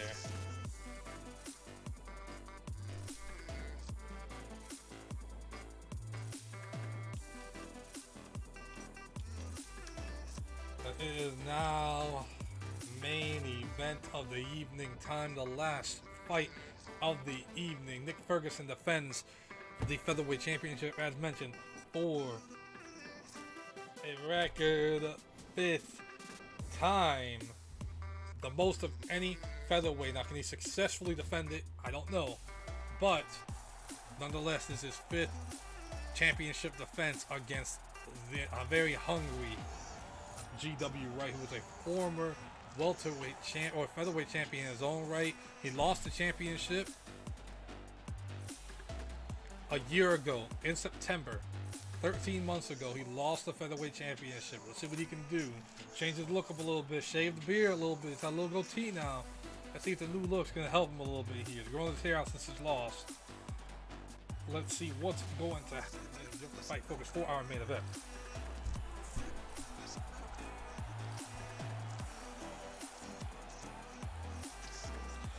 GW Wright, just like every other Wright, amazing grappler, amazing grappler here. His wrestling skills are like no others. That's what makes him so dangerous.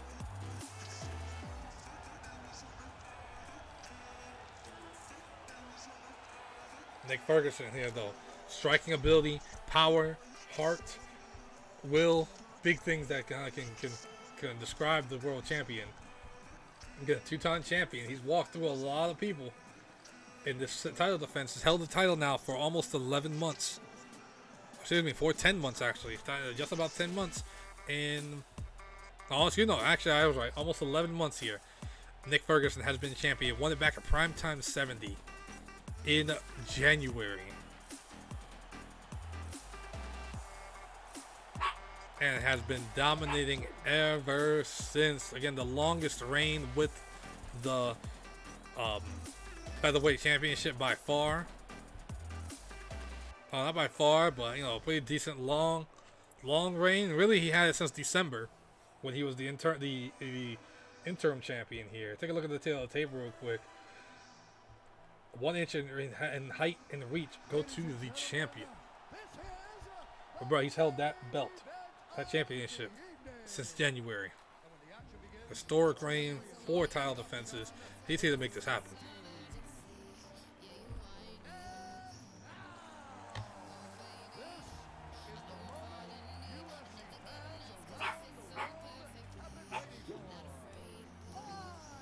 You're okay, Kaylee.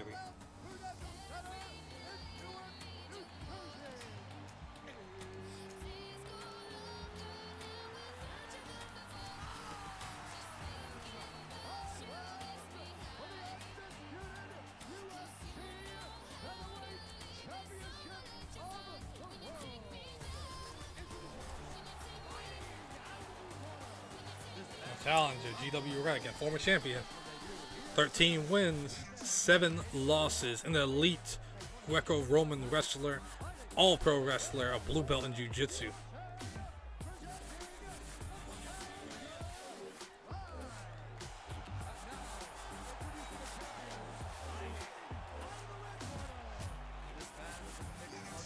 And the champion. Another one on point right here. 15 wins, 3 losses. Only lost 3 times in his career. 2 of those losses have been in championship fights. The other loss, so she just wants to be left out. He doesn't let out. Don't want to know where their mom's at. That's all it is. That's all that is. Spoiled. Last fight of the evening right here. Thank everyone once again for coming through and watching the show.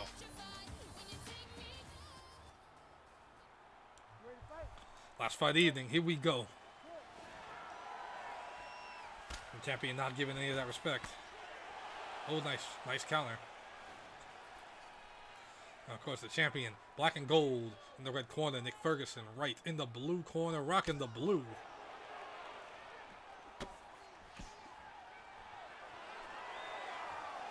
We saw one new champion. Are we going to get another one?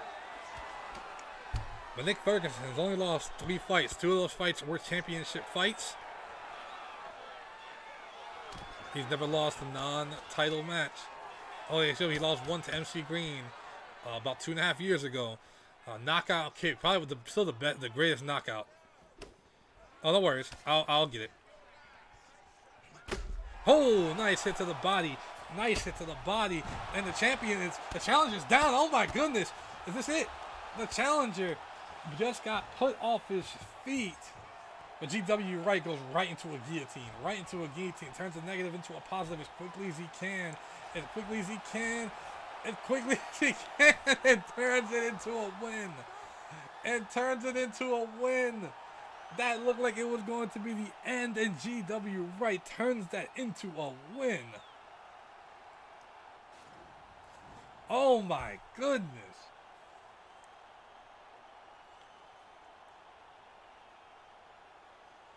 GW Wright almost was knocked out.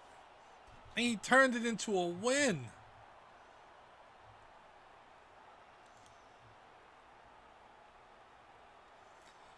Wow.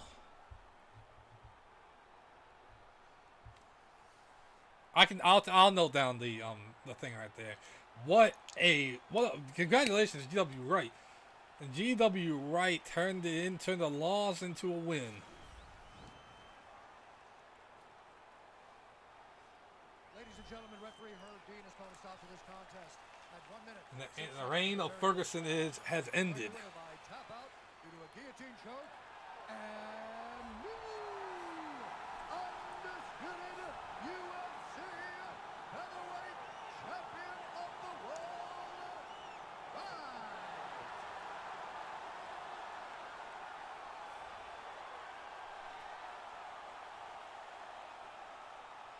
Raising them up. Raising them up. GW Wright.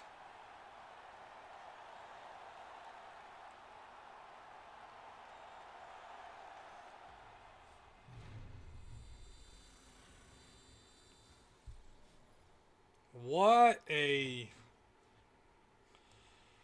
show.